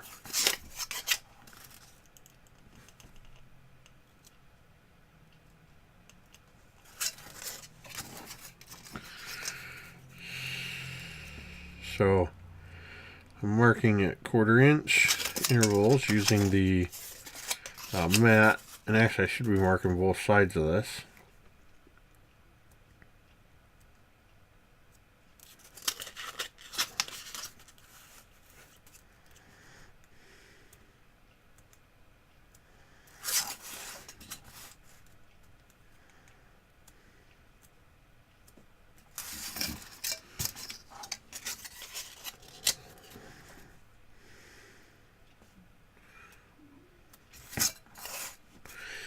I have several years of industrial manufacturing experience, so I tend to take a assembly line approach to this kind of thing sometimes.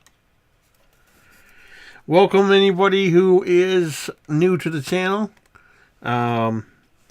If you'd like to stay up to date on when I do live streams for D&D games or live crafting, be sure to hit that follow or subscribe button if that's there, and turn on the notifications, and you will be notified whenever I do updates to the channel. This is MTD Live Guild Artisan every Sunday and Thursday from 7 p.m. to 10 p.m. where a lot of times I'll be doing stuff like this, work in progress on commissions for dice towers or other builds. I also have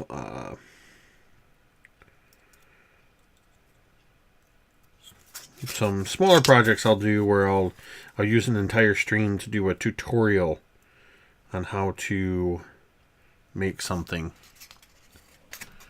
What is a dice tower?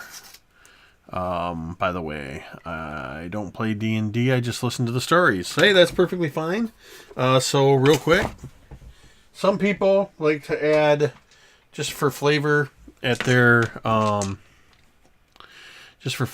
tables, they like to add something that looks cool like a dice tower. So you'll put your dice in at the top and they'll roll out. This will have a little dice yard that the dice will come into. Yeah, it's just a little something fun. People like to have a little extra randomization for their dice.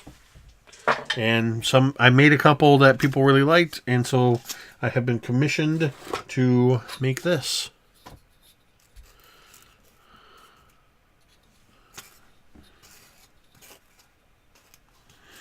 But welcome again, Medicated PNW. Happy to have you here.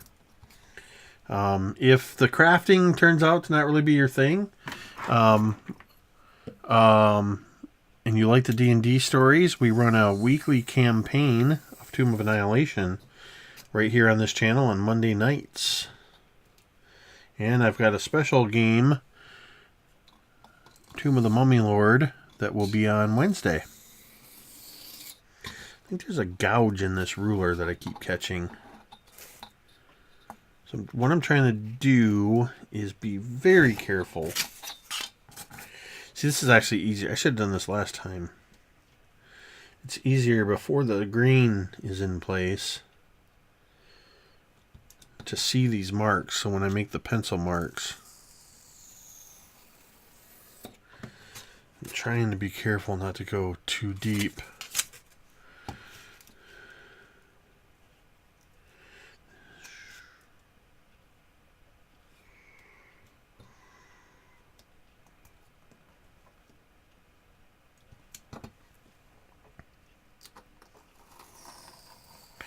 Another alternative to dice towers is some people use rolling trays just to keep their dice corralled when they're rolling them so they're not bouncing all over the table, landing on the floor.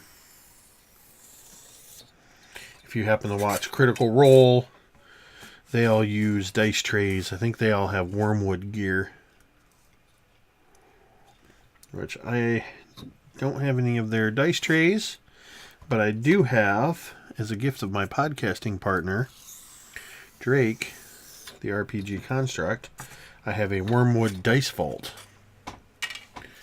That's right, I have an RPG podcast as well, that is on Podbean and iTunes and other places where podcasts can be found, called Something RPG-ish, where we just talk about RPGs.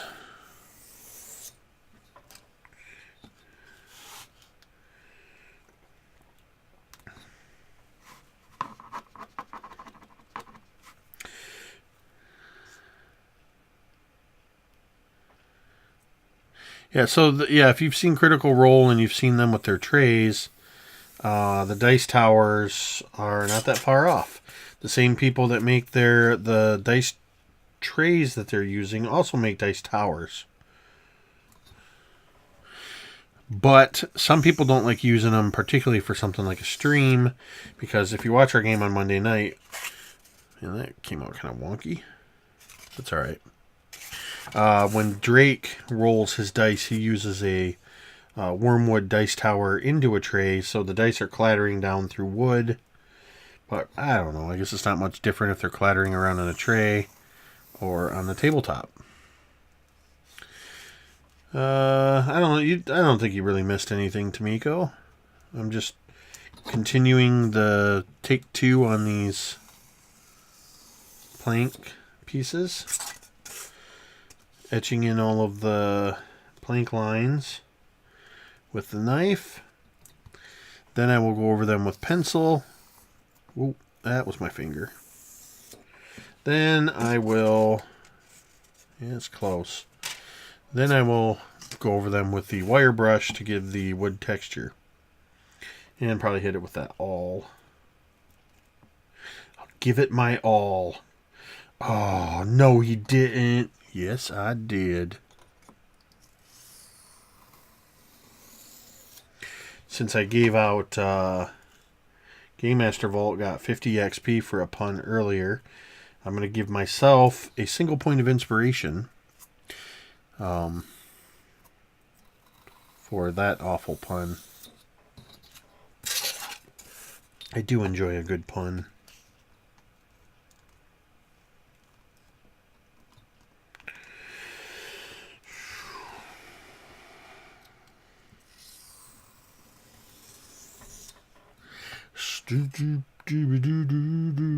That's got some weird. That was a weird mismatch that happened there. A little stutter. Alright, we'll just make sure that's on the bottom. I wonder why that did that.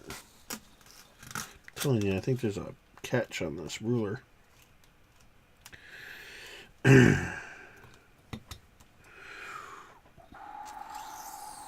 So the next dice tower, as I mentioned before on the previous stream, is I've got a dice refinery that has kind of a steampunk feel to it. That's actually a dual tower. So you can roll dice in two different... Basically it could sit between a GM and some players, and they could roll dice, or the GM could decide, if I roll in this thing, the players can see the dice. If I roll in this one, they can't, kind of thing. And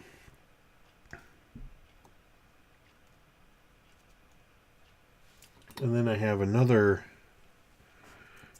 tower that I'll be working on for Carol. That is the Dragon's Horde, Dragon's Lair.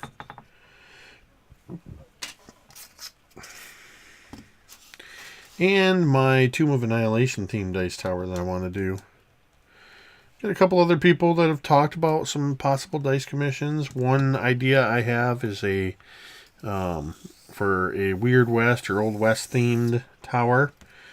that the dice will go in the top of like a dice or like a mine vault, mine top entry kind of thing, and they'll drop down into a mine cart and then come out. It'll actually activate the mine cart to roll out to like a mine entrance. Not sure on the logistics of that one.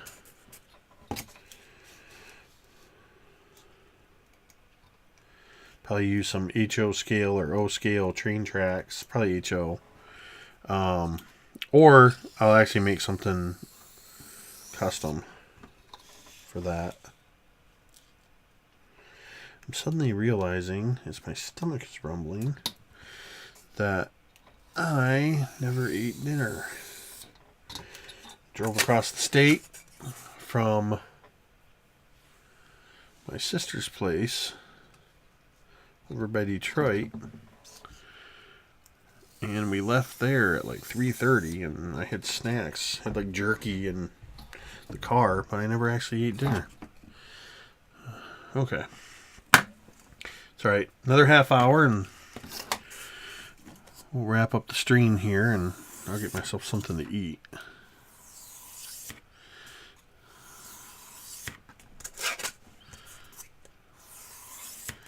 So now I'm just going over these lines.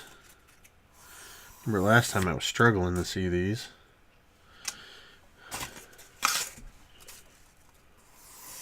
One thing I really like about using a pencil for this kind of thing, and I do the same thing with brickwork, or grid lines, is the foam actually kind of sharpens the pencil.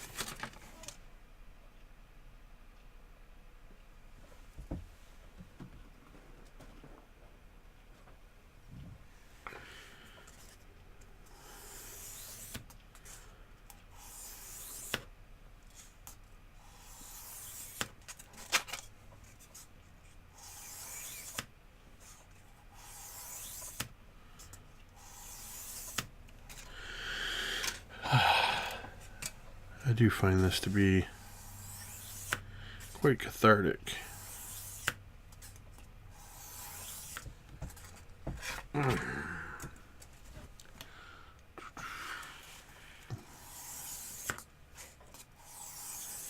So, what kind of things would you folks in the chat would you like to see me build in future episodes besides dice towers? Any particular things you've never tried or you'd like to try?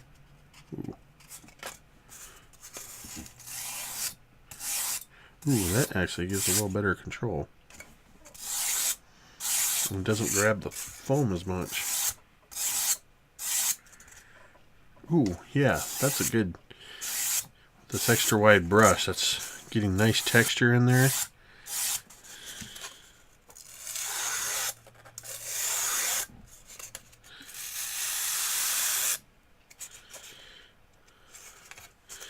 Yeah, there we go.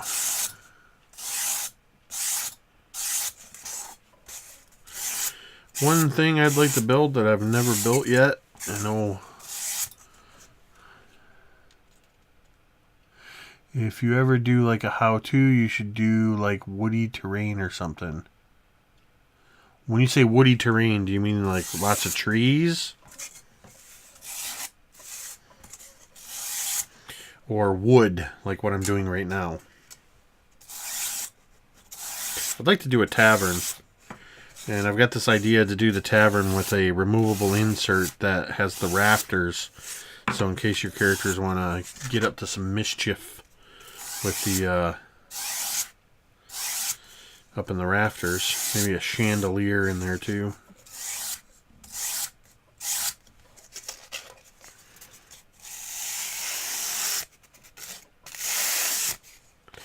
I only did the one side, that last one. But I don't know which side is going to end up being one edge. And this is actually, ow, it's going along pretty good.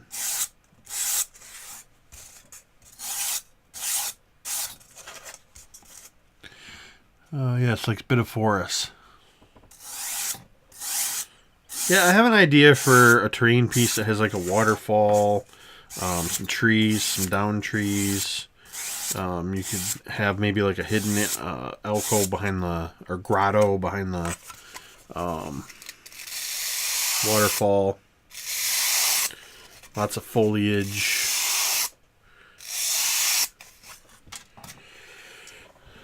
The thing is, I generally don't just do those for the fun of it. I do those because I want to use them for something. I can tell you one thing that will be coming up is I'm going to, and I might even go get it next week, but I'm going to get a dinosaur toy, a cheap dinosaur toy from Walmart, and I'm going to convert it into a zombie T-Rex.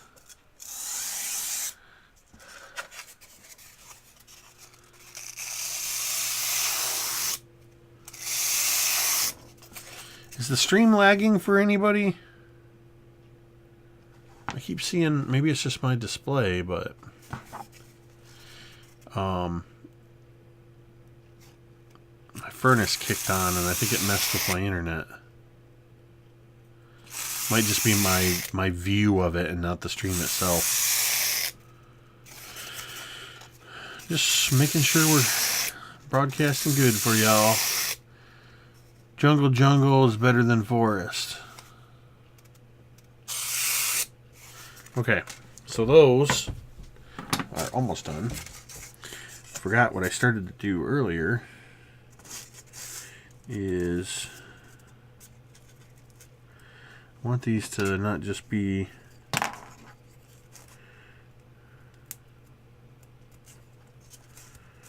actually what I should do is this and this. So I already marked that one. 3,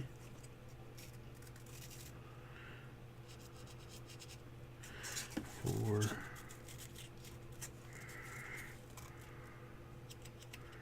2, 1.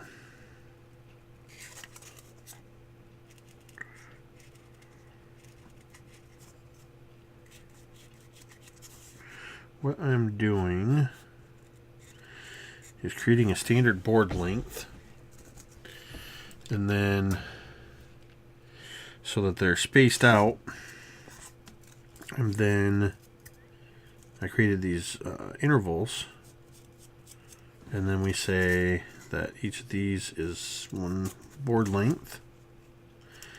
The full board length is the 4 of these. So I just keep going like this.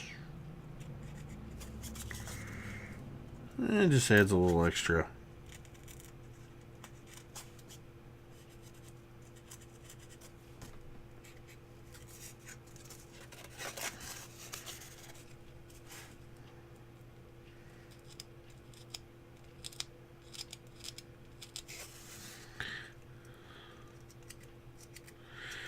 Now, I could do this with the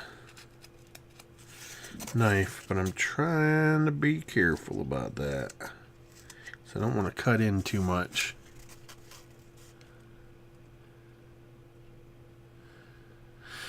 Yeah, the jump, it's for some reason I have it hardwired, but you know I might not have told it. Oh, it's set up. For some reason when my furnace kicks in it causes interference.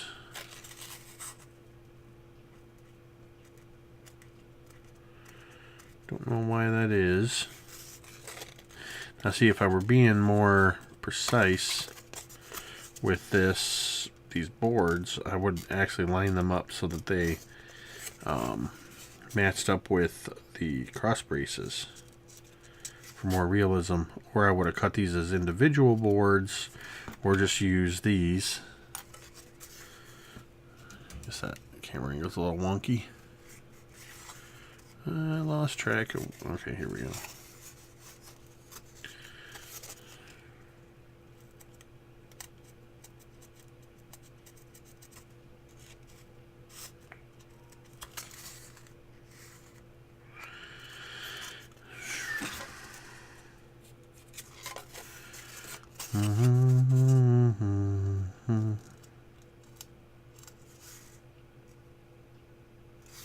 Well, that came out weird. That should not have lined up. Yeah, that one's off. That's alright. That's okay.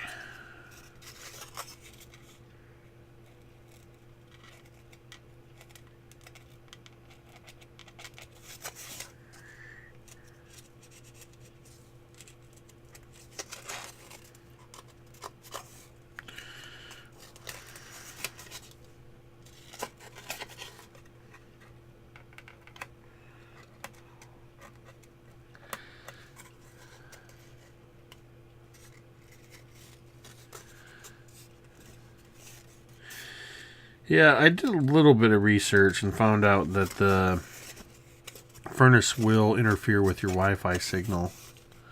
It when it first kicks on, some furnaces will interfere. The weird thing is, it's not, like I said, it's not Wi-Fi. Even my 5G is acting up that way. Alright, do this a couple more times. And we'll go, this time we'll go 2,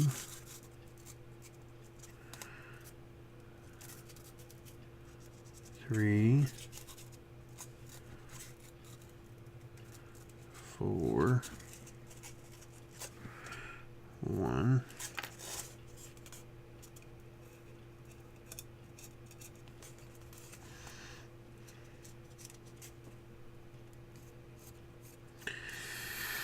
I know this ain't super exciting, but this is the catharsis part of it. The relaxation in the ritual.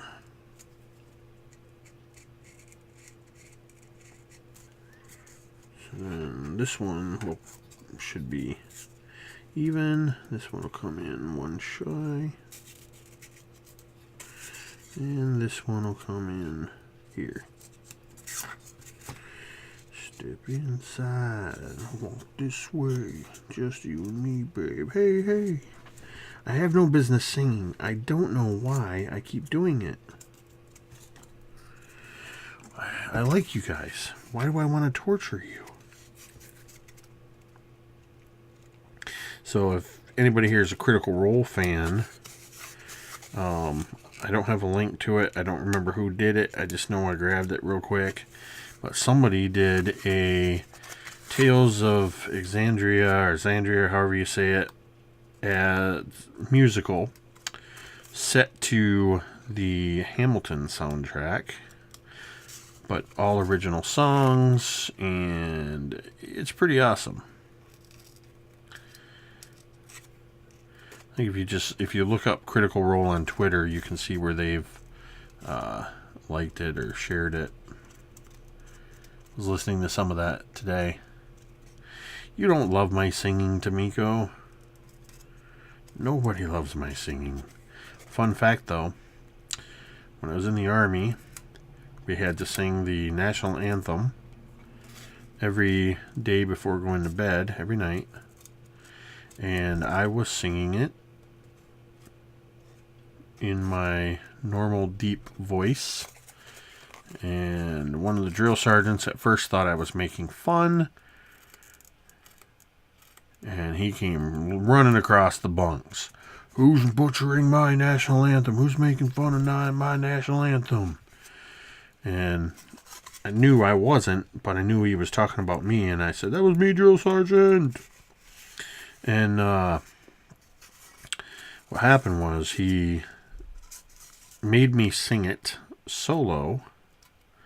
And then for the rest of the time I was in basic training, whenever it was time for getting ready for bunks, I had to go to the front.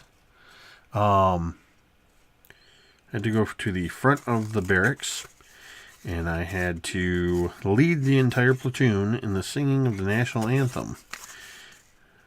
So I was leading some 40 dudes standing there in t-shirts and underwear in the singing of the national anthem before going to bed every night. Because I was singing in a deep voice. But later, when I was when it came time for the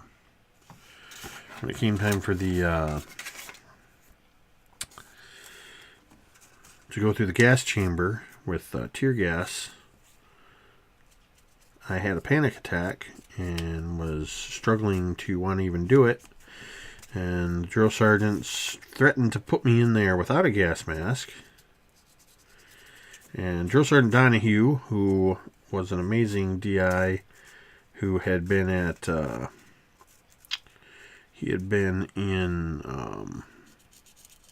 Somalia in the 90s, late 80s, early 90s, when stuff was getting crazy down there.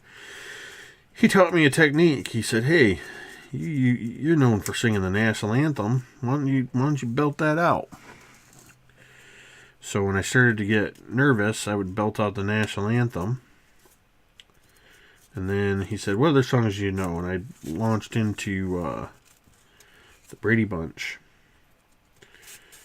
And to this day, I've been out of the service for 20 years.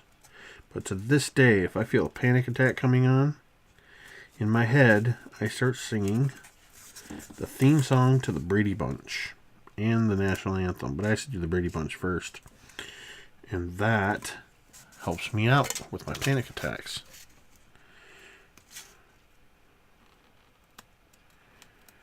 So there's that. A fun story about singing in the Army. Yeah, you can tell I'm hungry and getting a little tired. You always tell when I'm getting tired at the end of these streams, when I start to tell weird stories or get a little punch drunk. Yep, the Brady Bunch. The Brady Bunch. That's the way we became the Brady Bunch. Boom, boom, boom.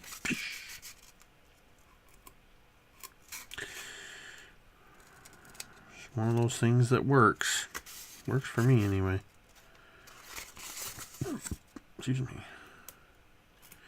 Okay, one more, and then we're ready to test out this new way of doing this.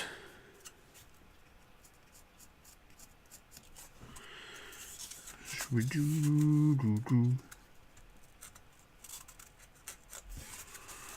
Should we do?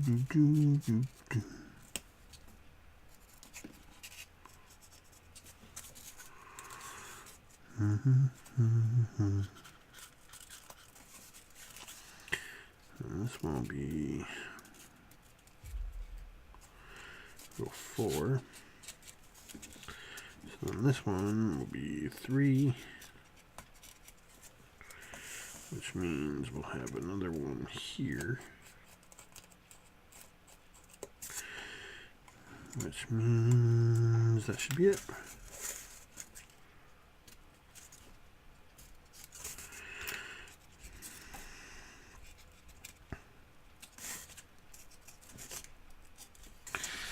All right.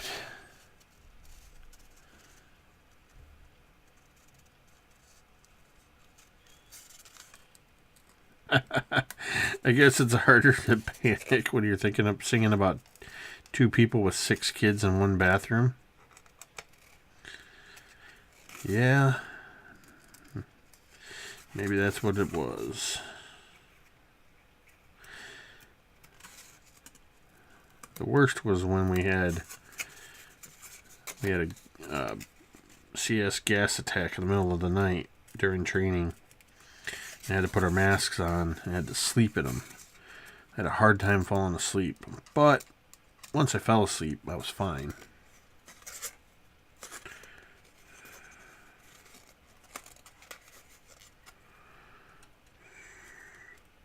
Just kind of eyeballing these so they're roughly the same.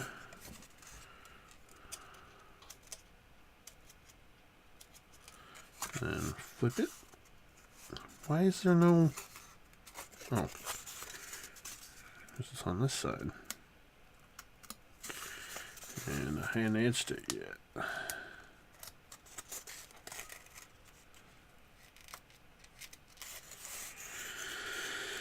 Alright. Let's see what we're looking at here. Board. Okay. Now, I don't know if I want to go with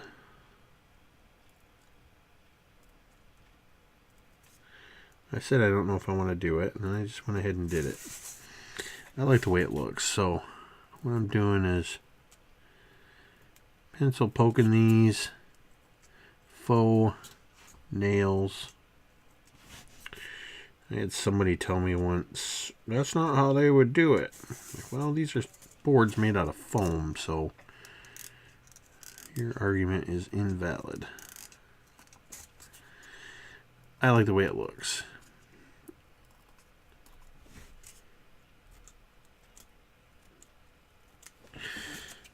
See, I think that gives it a little better faux wood look. Even though it's not going to line up with the boards and the cross braces. Maybe they're toe-nailed, which means it ain't nailed in at an angle. So this will just take a minute.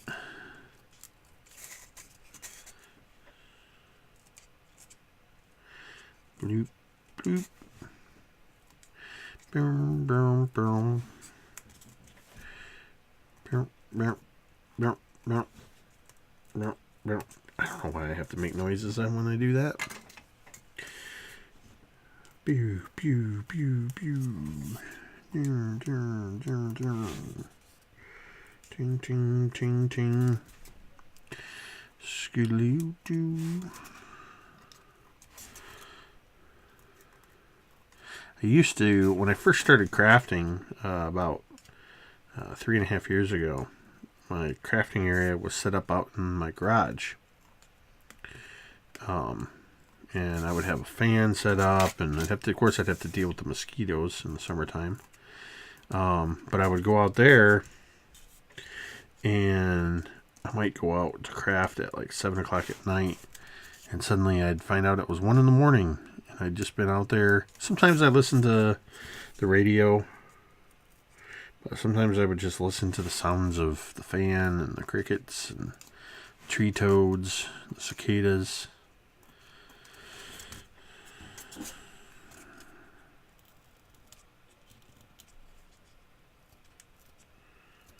Now, usually, when I'm not streaming, I'm watching stuff.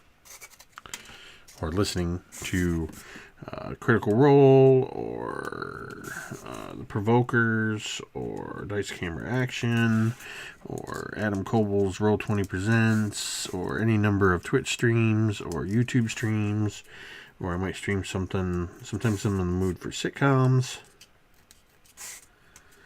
I once worked for 2 weeks on a project for a big game I did for a home game, making a bunch of interconnected dungeon pieces.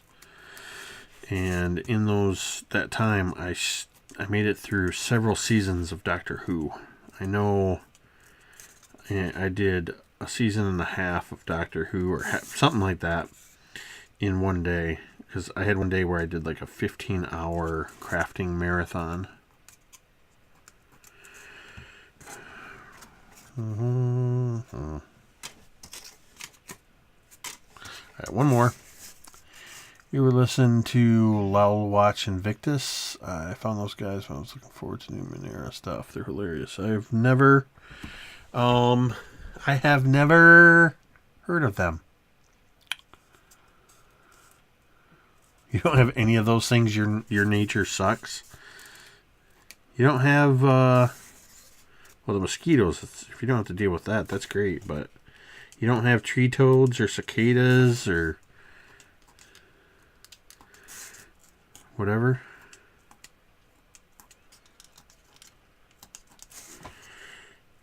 Some of yours, the cicadas are nuts. And you have the huge broods.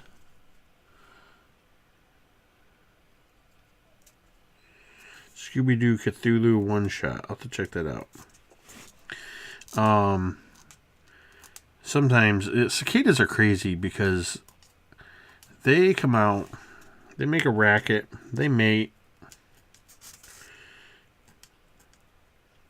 And then they have their babies who stay underground for 17 years. That is not an exaggeration. They stay underground for 17 years. So when you hear the cicadas, you know those things just crawled out of the ground after being down there for 17 years. Maybe we have crickets. Okay, now we're going to do this. Take 2. We've got our 4 board sections. So ideally, I think what I'm going to do is I'm going to line the front one and the back one up. Let me adjust the camera for you.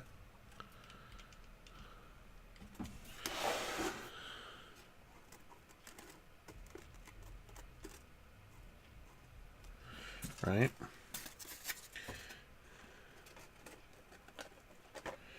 So theoretically, based on our earlier conversation, take a drink, have a breather before you mark and cut. Yeah, right?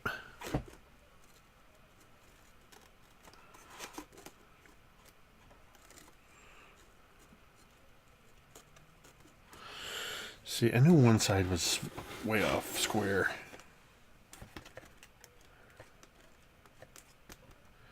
So here's what I'm thinking. I just had this idea.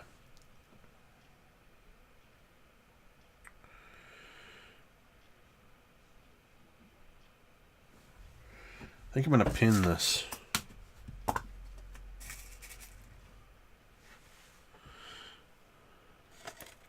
So it can't slide around on me. Okay, I think I'm going to pin them. I'm going to square that up here. And then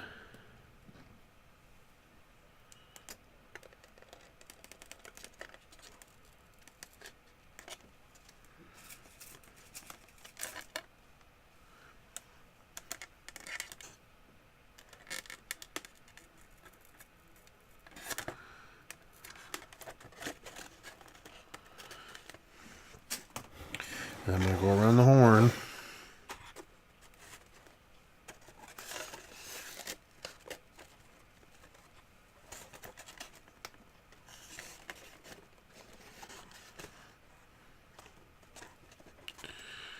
I mean, is this making sense if I do it this way?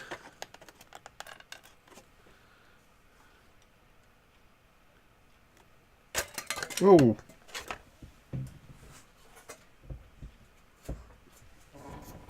What other crafty guy? I don't know.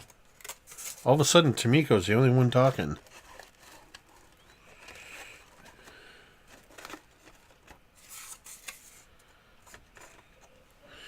Alright, so if I keep that pressed into the corner.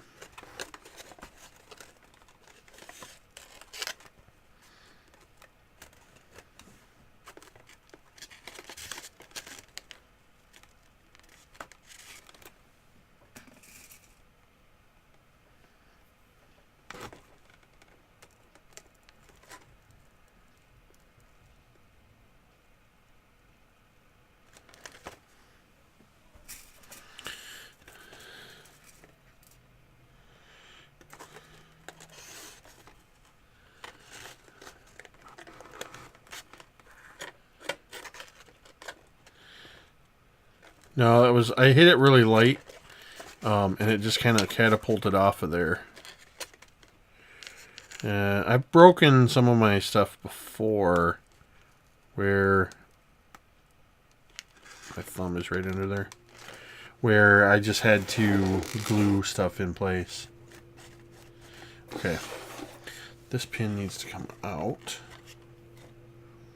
so this can pivot.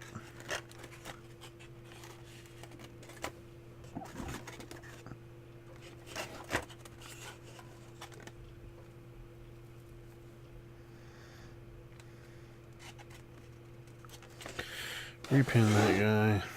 It still did the same thing. Wait, I thought it... Did I... How did I get 2 pins in one spot? I could have sworn... Ooh.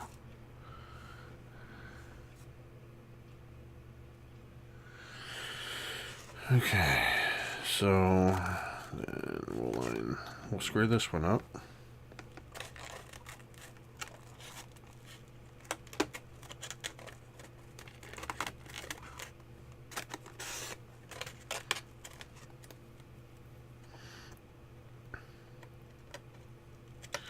See, I think the big thing here is I'm gonna have to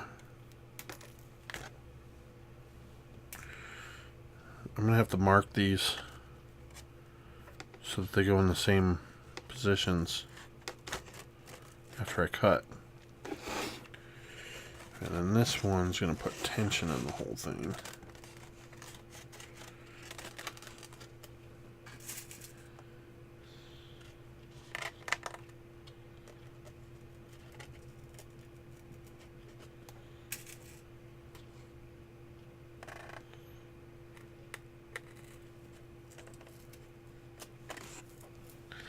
Alright, all pinned in place. Thing looks pretty good.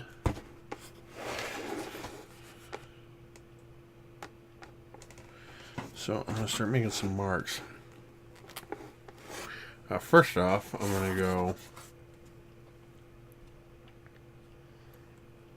I think I'm going to do this. I'm going to do dots.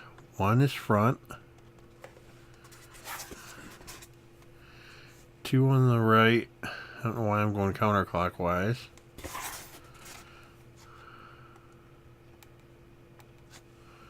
3 on the left, or on the back, and 4 on this side. Okay. So we're gonna cut off this.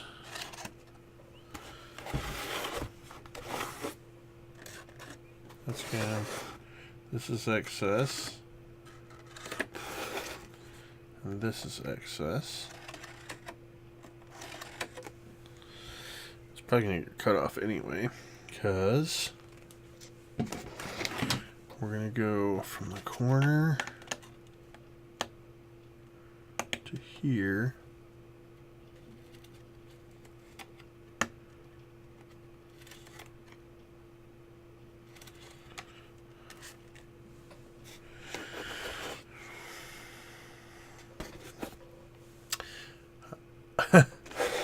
Yeah, there's a part of me that would have also gotten hasty at one time.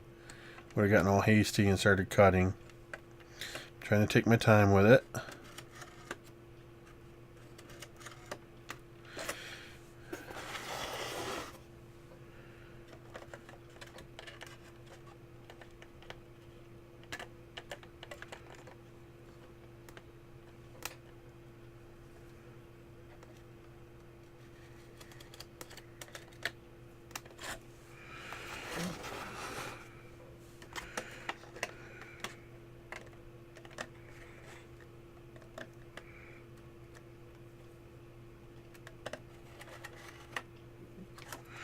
Okay.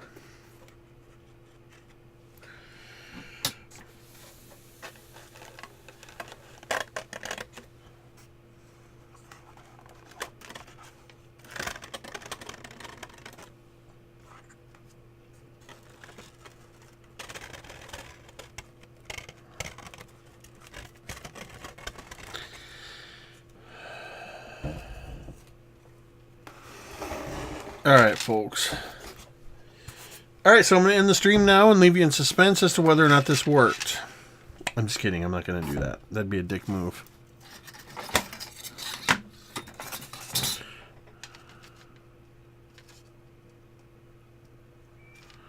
So now I'm carefully pushing the pins back through so I can get this flush.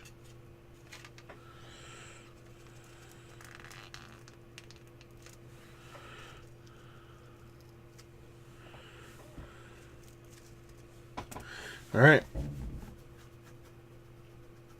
I am going to switch to a different knife.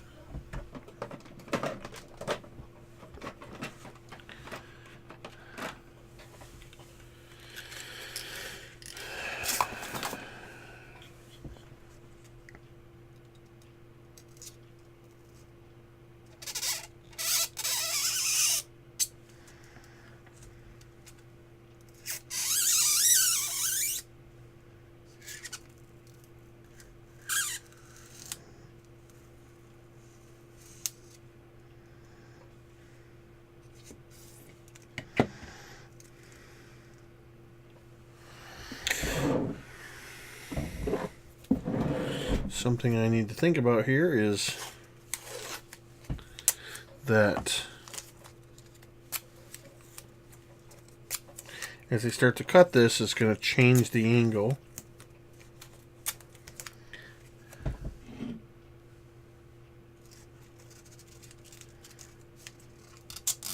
So after I make the cut, that should help hold it into place.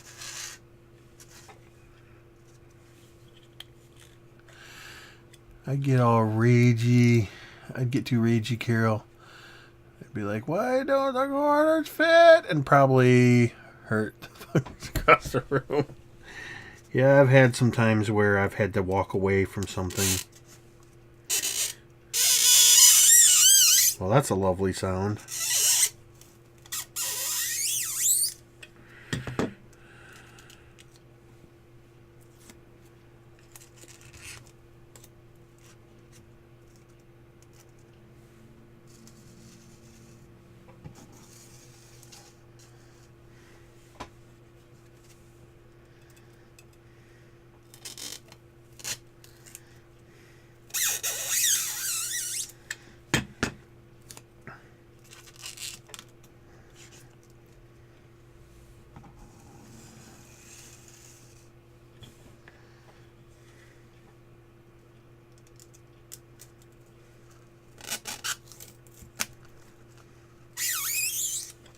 All right, folks, moment of truth.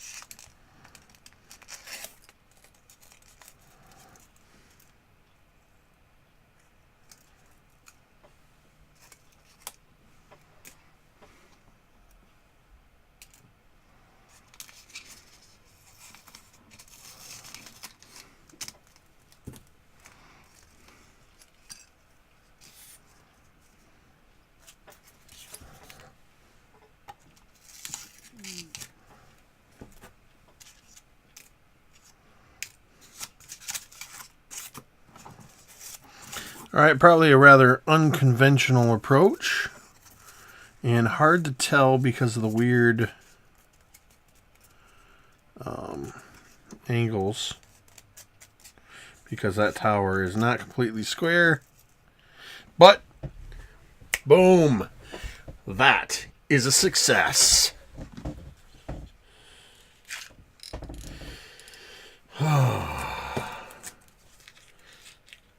I'm actually at the point now where